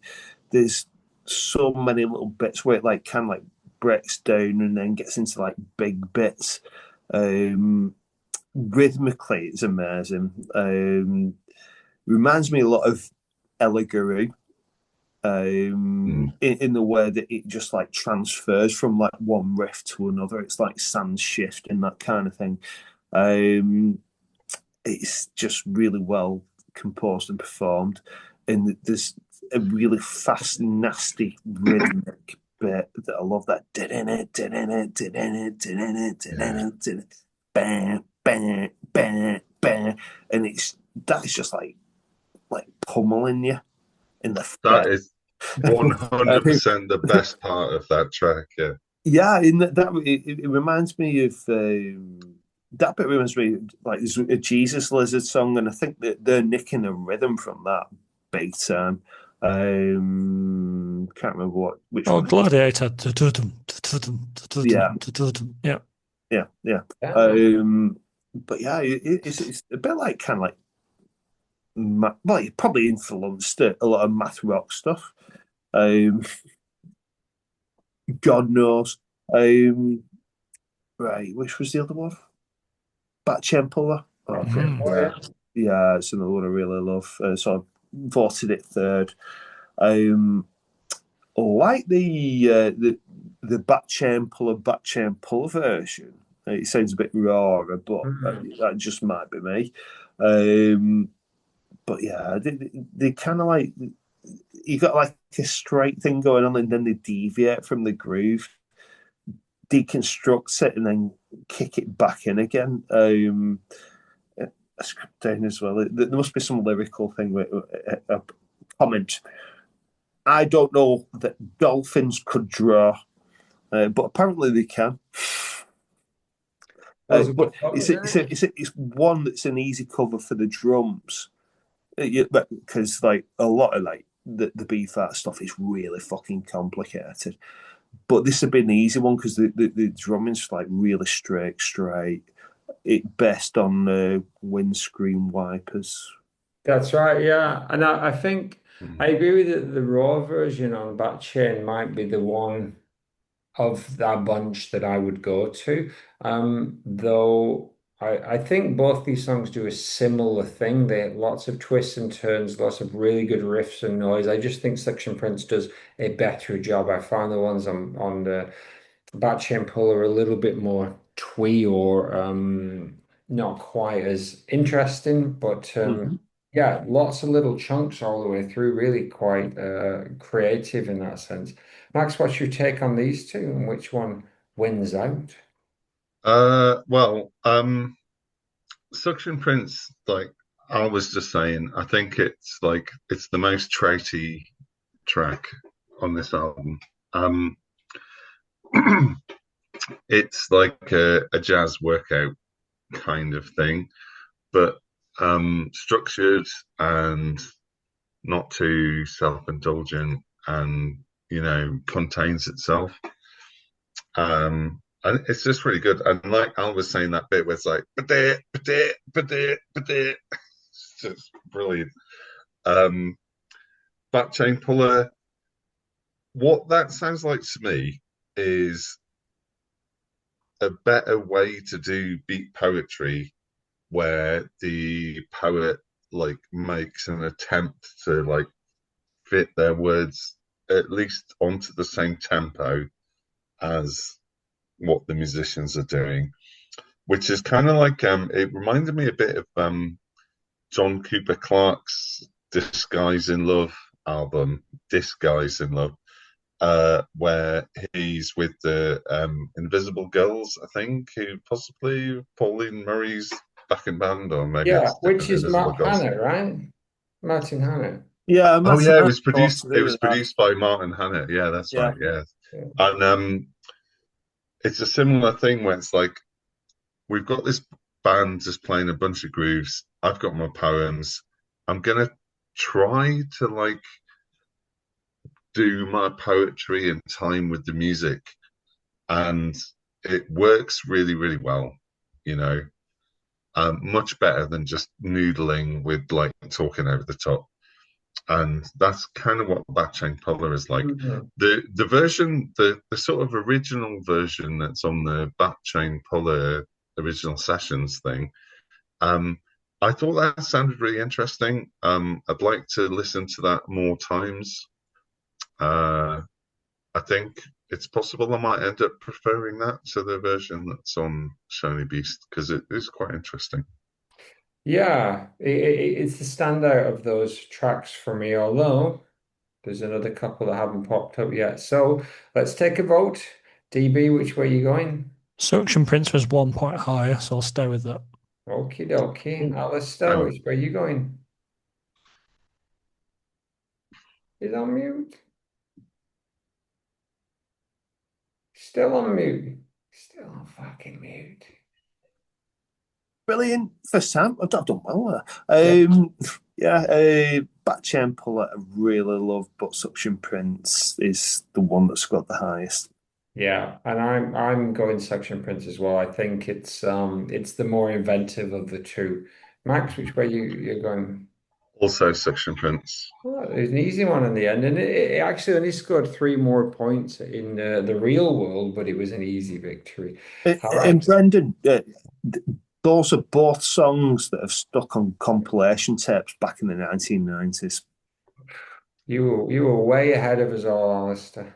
Those I guys. know I wasn't. They're There's just older as people than me that were well into it. a slight tangent. The first time that I ever heard Beefheart was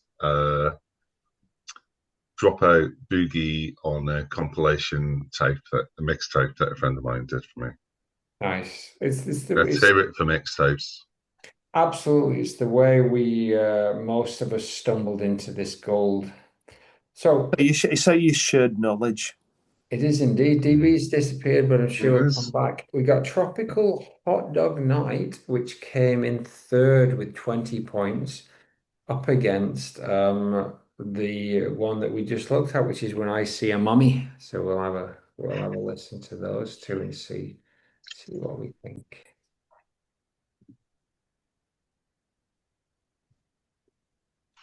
When was the last time you enjoyed a full mat? I don't know. Stop asking me questions. See these messages.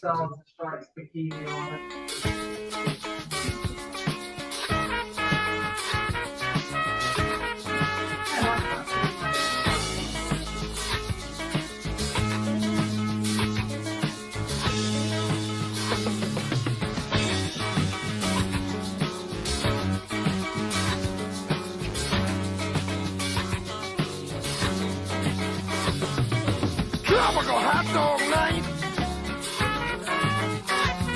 Like two flamingos in a fruit fight. Every color of day. Whirling around out to feast on monster tonight.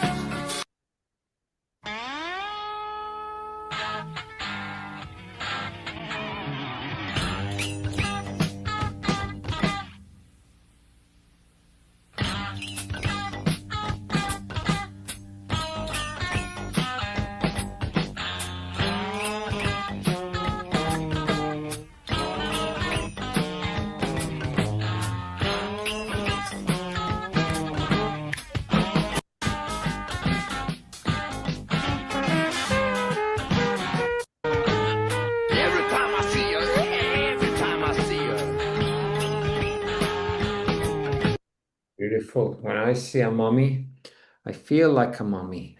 And you love mummy songs, don't you, Alistair? But also, you love hot dogs, vegan hot dogs. Ready for this on these two?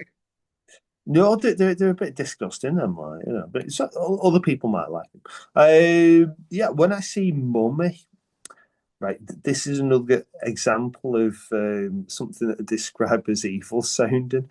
There's a touch of voodoo to it, or something like that, and yeah, I have practiced voodoo. There we go, chucking it in the room. But yeah, it's the evil sounding stuff that I really like, and they're the ones that are really fucking groovy on this LP. It all sounds like really queasy, but every musician's kind of like doing something different, and it all kind of like ties in and works perfectly. They're just like, yeah, really nailing it as top class people who can work with each other, not just like, oh yeah, I'm following what you do. Well, a script. Yeah, the structure, really love on it, and there's some really nasty guitar breaks in it, and yeah, I can see like Craig Scanlon being well, owning a copy of this. Yeah, And what but about the brass, Tropical Hot Dog Night? the brass as well is just like it's really great, and it would, you know, coming from like the northwest of England, there's a big kind of like tradition for like brass bands and stuff like that. It'd have been great to link in with some people in the past just to do something a bit mad, but like competent at the same time, Indeed. instead of me just like picking up an instrument and playing around like it's the end Like of the bloody earth. Ornette Coleman over here. DB, where do you stand on Mummy versus Floppy? Sorry, Mummy versus Tropical Hot Dogs?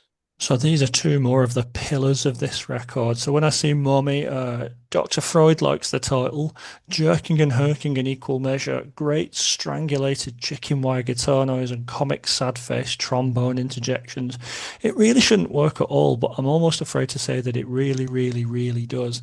The middle instrumental section, one of my favourite invented musical subgenres, which is the weird national anthem for a country that doesn't exist. I love this song more and more. Maybe I underrated it on my list. However, Tropical Hot Dog, no, it's back in episode one. I said Don should have had two hits. This is the other one. Um, the best of Don, cracked vocal, a party president checking the drinks are being topped up at the most fun party in town. Love how the vocal gradually breaks down and fractures as it goes on. Could go 8 more verses to see where it ends up. Horny Don never leaves us, but here it's most welcome. Everything's wrong at the same time it's right. And then I said, Meet the Monster. This is PJ Harvey is kind of nabbing this one with a Tepper connection. Yeah. Both great. Love them both. Tropical Hot Dog Night wins just because it's been in my heart since the day I first heard it when I nicked it off Napster in about 2000. It's the unexpected Don hit single. Yeah, you put the album on and it just comes out and you're like, yeah, this could absolutely be in the top 10 anywhere in the world.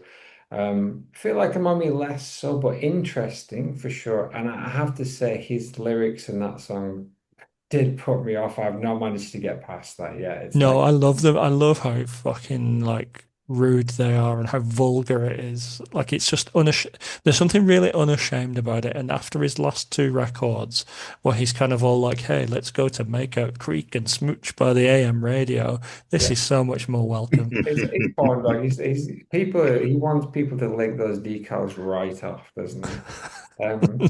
Max, where you standing with Feel Like a Mummy versus Tropical Hot Dogs? Well, yeah, just carrying on with the tropical hot dogs thing. I just 100% agree with what Dan was saying. I love how he does that sort of voice cracking thing where it's like, you have to be with me, sort of thing, which is probably not going to come over very well on the podcast. But I think, No, generally but I speaking, agree with you because there's bits like Kim Deal does it really well with the voice breaking, where it's kind of like you're getting an imperfection coming across. yeah, It's dead effective. yeah, I love that. Yeah.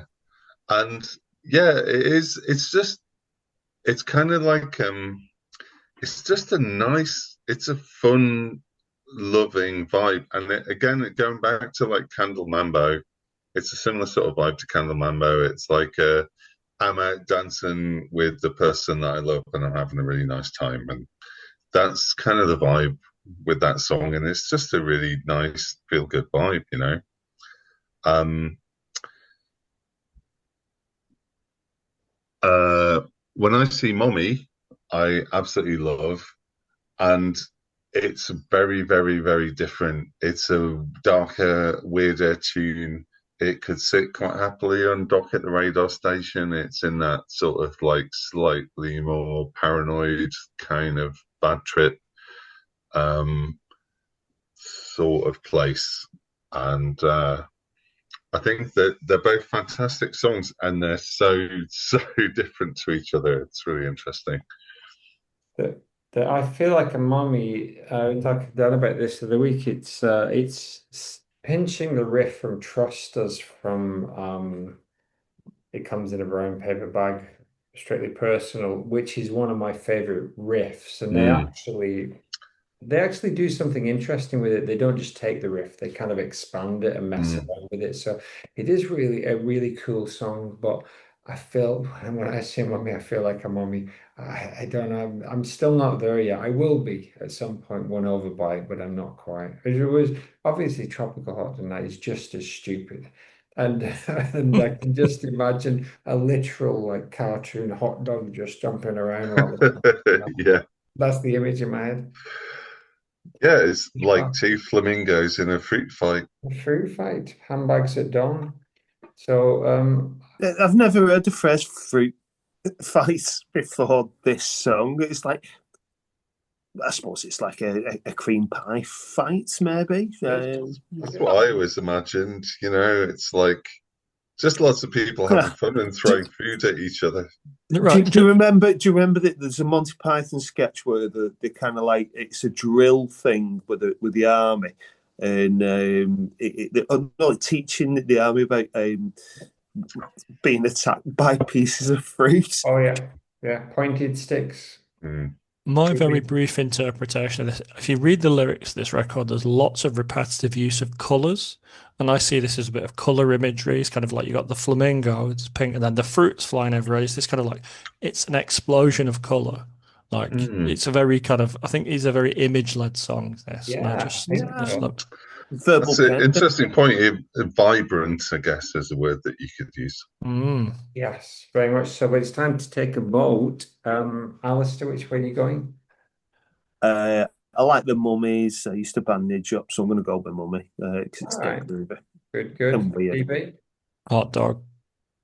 Max. I'm going hot dog for the good time vibes. I'm also going hot dog. So the mummy's got to go. Alistair. It's a tough blow. That is a great song that we're chucking out. That would have won the last Mm. 3 weeks, I They, think. Oh, they're both great absolutely. songs, you know. Yeah. Great. They've all got lovely bottoms. Indeed. So that takes us to the final showdown, which is a Floppy Boot Stomp up against Ice Rose. Don't look. Sneaking around. We'll know what's there. The farmer screamed in blue sky off the mountains.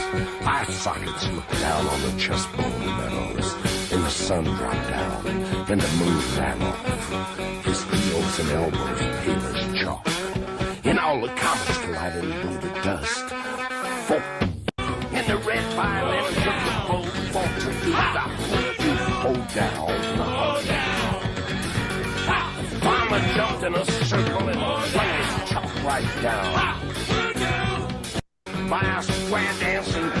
I know it's obvious the whole chanted hoodoo, like, but it's brilliant, and I think it's the a new thing that we haven't heard in any Beef stuff before. They kind of chanted round rousing chorus vocals and absolutely sells it for me. Max, what do we think? What do you think? Yeah, you just literally. Oh, I haven't played Ice Rose, have I? Sorry.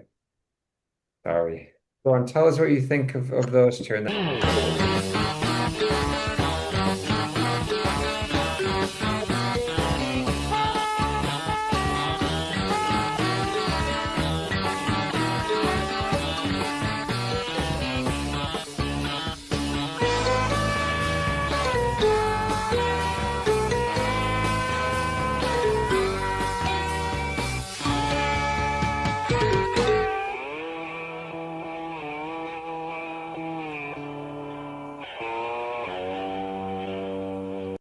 Alrighty. Coming back to you, Maximus, what do you think?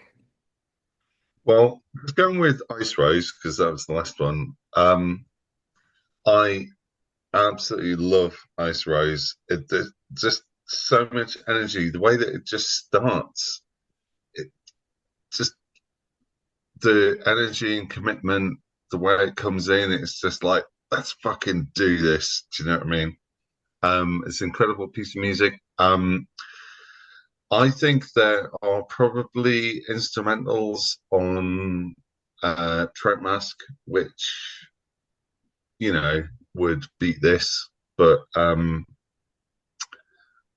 think this just stands alone as like just an incredible work, an incredible piece of instrumental music. It's my favorite instrumental Captain Beefheart song of any album. Oh, yeah, but it's way up there. I agree. When it comes to Floppy Boot,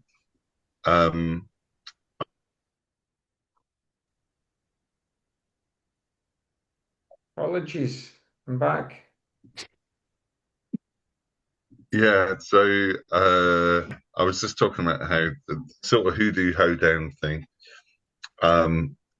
It really just has that feel. It's like a sort of foot stomping thing. You can imagine like a bunch of hillbillies in the barn, like stomping their feet on the ground and like having a really like good night, you know. It's just a really fun track. If I was going to choose out of the two of them, I would definitely choose Ice Rose. But Floppy Boot Stomp is just a great bit of fun. Yeah, I agree with you. I think Ice Rose is beautiful and probably my favorite instrumental. I've written like Alice in Blunderland done right, and I think you had a soft spot for Alice, maybe Max, if I remember rightly. But yeah, I do. I just need to raise this now, actually. That I in one of the previous episodes, I gave Alice in Blunderland like 7 points out of 10 or something, and you just completely discounted it and threw my points away because you wanted something else to like go through. I think that's possibly a little bit out of order, but I've said it now and I won't mention it again. Fair enough. Yeah, I only brought it up because you mentioned Alice in Blunderland. No. It needs to be brought up if I acted out of line. I'll have to listen back and see. There may need to be some disciplinary action, but yeah, steward's inquiry. Exactly. It's okay, Max. We just did the end of round 3 fall thing where I mentioned every error that he's made for 3 series. It's a considerable amount, but none as malicious as the Alice in Wonderland No, no. massacre. But Yeah, these two are really good, aren't they? Although for some reason I didn't have Ice Rose in the points. Ice Rose I wrote great melody and counter melody. Love what's going on with the horns and the marimba, but without Dawn, it feels more like a TV theme than a pop song. It's like kind of a Alan Hawkshaw, kind of Ronnie Hazelhurst theme yeah, kind of yeah. thing. I'm getting a bit of grandstand alternate take at point. Floppy boot stomp. I wrote in that slightly annoying voice I want to write in, hey, it's the guy who sang Electricity. What's he doing here? He seems to have brought that song's unrestrained energy with him. Lopsided rock with knife sharp guitar outbursts presided over with manic glee. He knows this is good from the opening bars and he can't wait to share it. No, Floppy Boot is I had as my top with Tropical Hot Dog, and I know it's obvious picks, but I had them as my top two.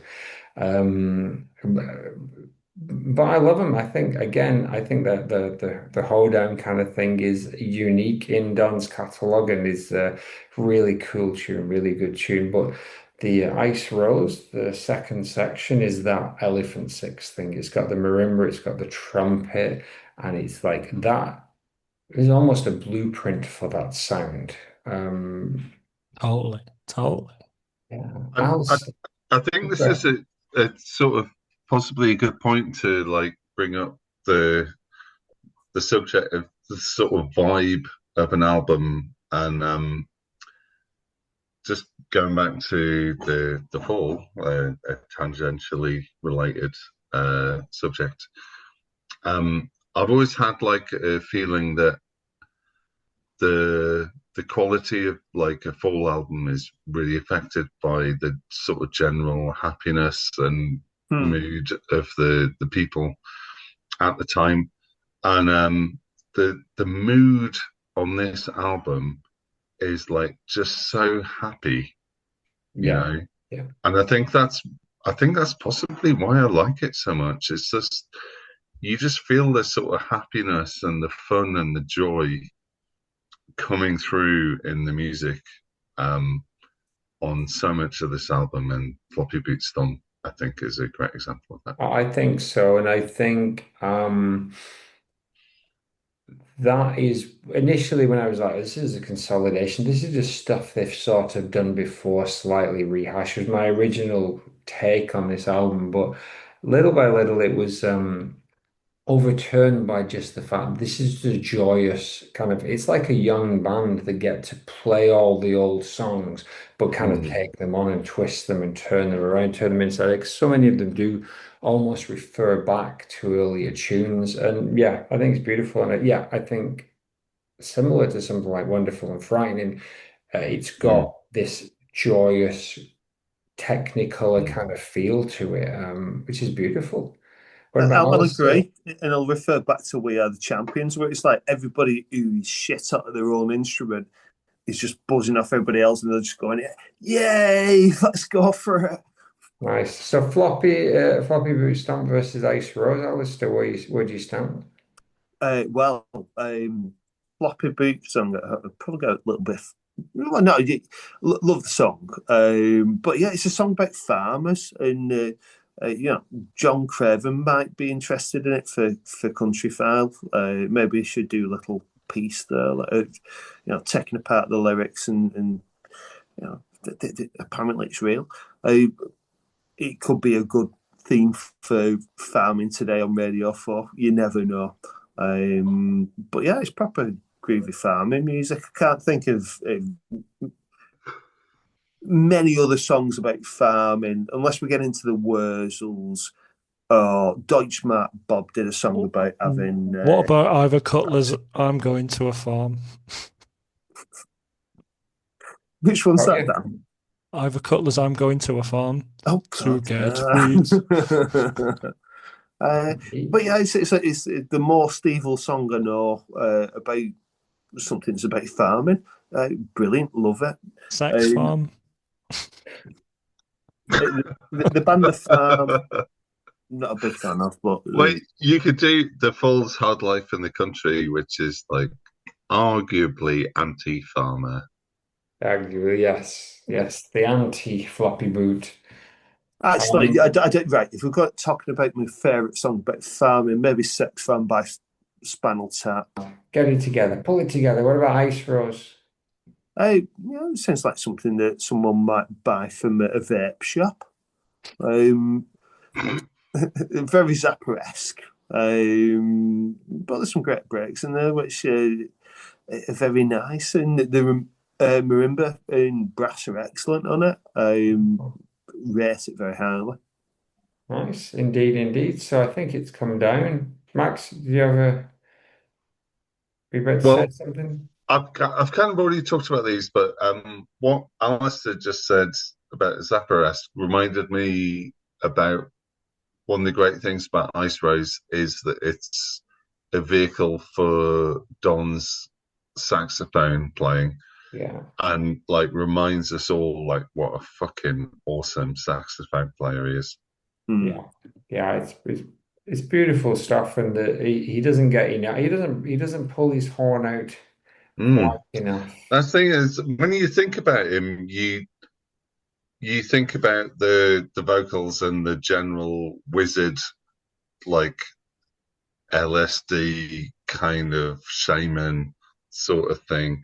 But then you forget about like his incredible saxophone playing and his incredible harmonica playing and possibly loads of other things as well, you know. One of Honking the on its things bobo. honking on that bubble, yeah. One thing I've noticed is that I'm saying trumpet all over this album, and I'm sure it's a trumpet, but there's no trumpet listed in the.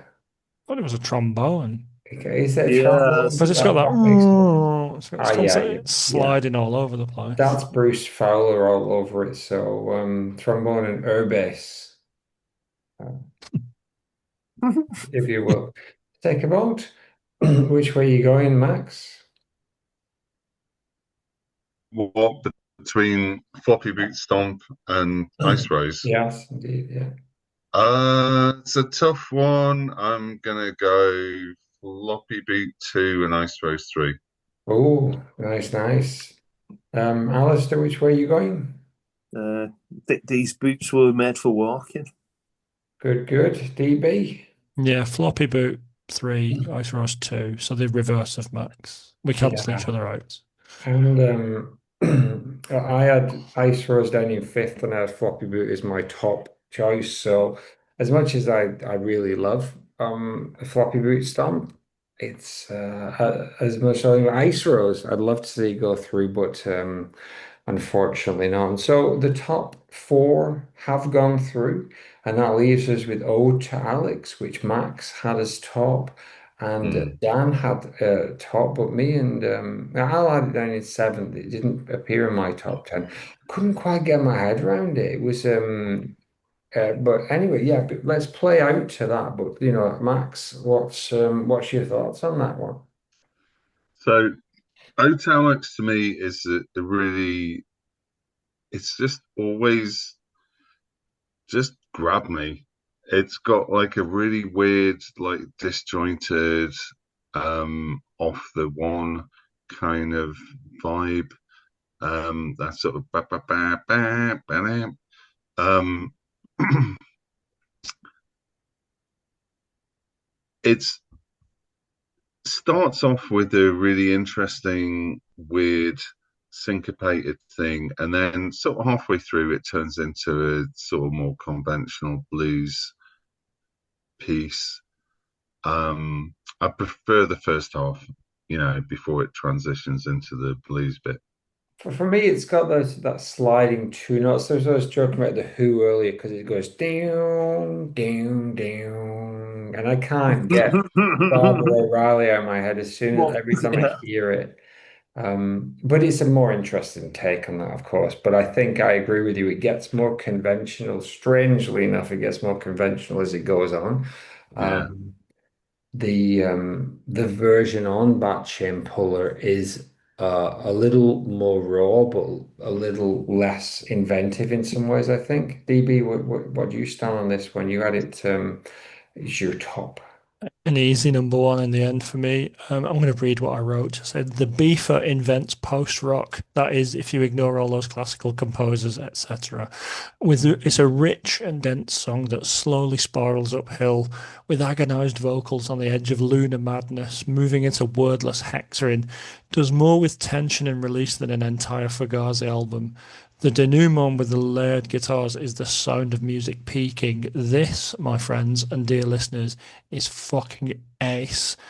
Side note, I once made a dance remix of this and I wish I could find it because it's buried on a hard drive somewhere, but I actually DJ'd it. I basically just put a hi-hat pattern and a kick drum from an LCD sound system song and it just works really great in the tempo because it's one of the few songs he's got in a constant tempo, even though it feels like it stretches and slows up. This is my favorite Captain Beefheart song, pending new developments. Ooh, la la. Wow, wow, that's high praise. I would really love to hear that remix if you Yeah, can think. It's always Max. It's already set off ideas in your head, hasn't it? See if I can About find it. creating more B-Fat. Have you ever tried to remix a B-Fat track yourself, Max? I like doing a mashup. I like a good mashup. Yeah. I would not do a mashup of Beef Heart because I think that I would only make it worse.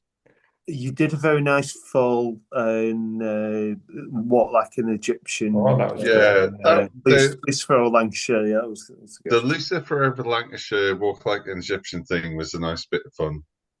Um, I can't imagine doing anything with Beef Heart that wouldn't make it worse.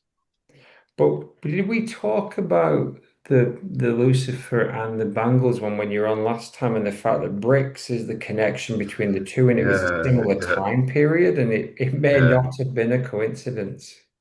I mean, who knows? I mean, only Bricks knows, I suppose. She'll never say. That is a really interesting question, but yeah, they are very similar tracks. Yeah. All right. For another time. And so, Indeed. Alistair, what's your take on Ode to Alex?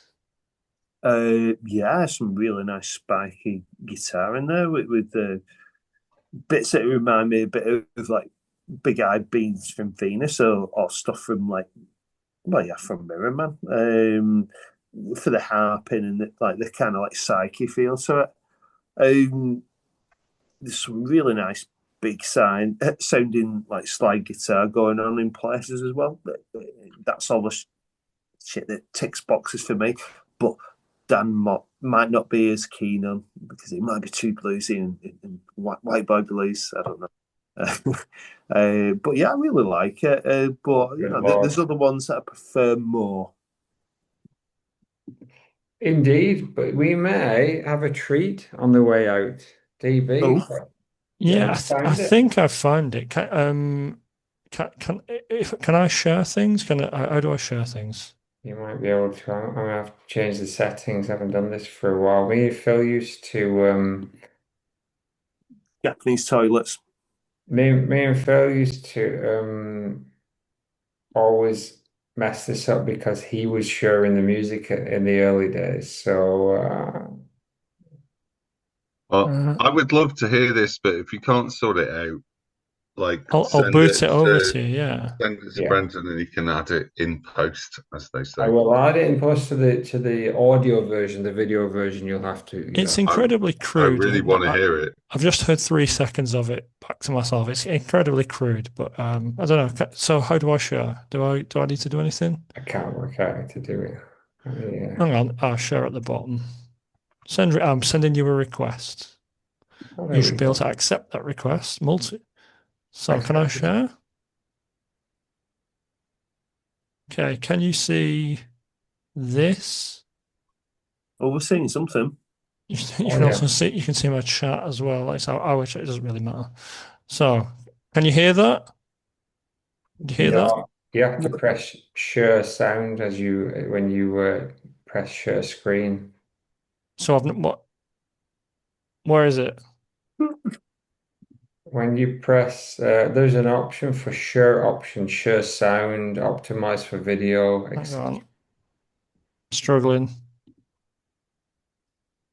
I'd have had a meltdown. I'd be just like lying in a pool of my own shit and tears if I had to do I can't that. see a thing that says share sign, Oh sorry. God, it's gone. You'll have to unshare and then try again. Okay. Stop share. And then share again. Ah, share sound. Got it. Brilliant. So it's a Anticipation built. it is a mashup of O.U.T.P.O.D.C.A.S.T and Decepticon.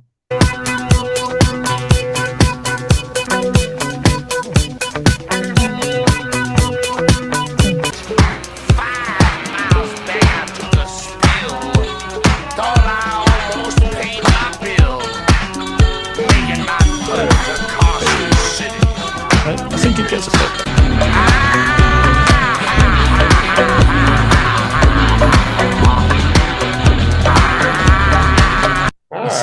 I'll send you the whole thing for your delectation. Like I say, it's very, That works well. so The I beef think is a it bit low works. in the mix, but bring beef up and stuff. So It was all made right. for kind of DJing at indie clubs. Great stuff though. Well, Max, thanks for joining us. I'm hoping the Alice debacle hasn't soured the relationship too much. It's all right. We're still friends. Good. All right. Well, that means out to Alex, Floppy Boot Stomp, Tropical Hot Dog Night, and Suction Prince have gone through to join the other as in the second round bag. I'll play us out with Ode to Alex, and it's been a late one, but thank you, gentlemen. I'll see you two soon, and Max, hopefully, I'll see you fairly soon as well. Thanks everyone for accommodating my late night schedule. Pleasure. No worries. Always a pleasure. All the Take best, it mate. easy. Always nice seeing Max.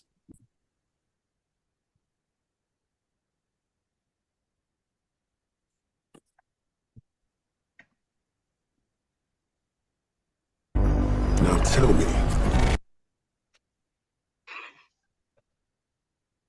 Oh, Brendan. Coca-Cola adverts. Brilliant. I fucking hate adverts.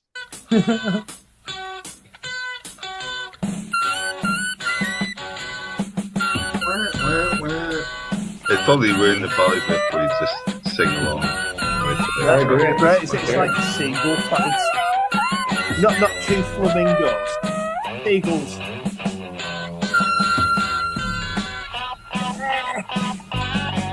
Stupid hot, Cupid hot. Where will you go from here? Magnetic ring.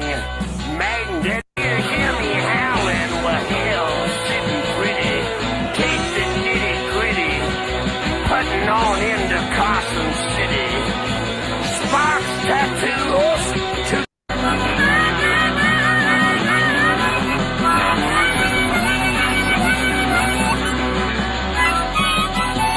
You that'll have to take it easy.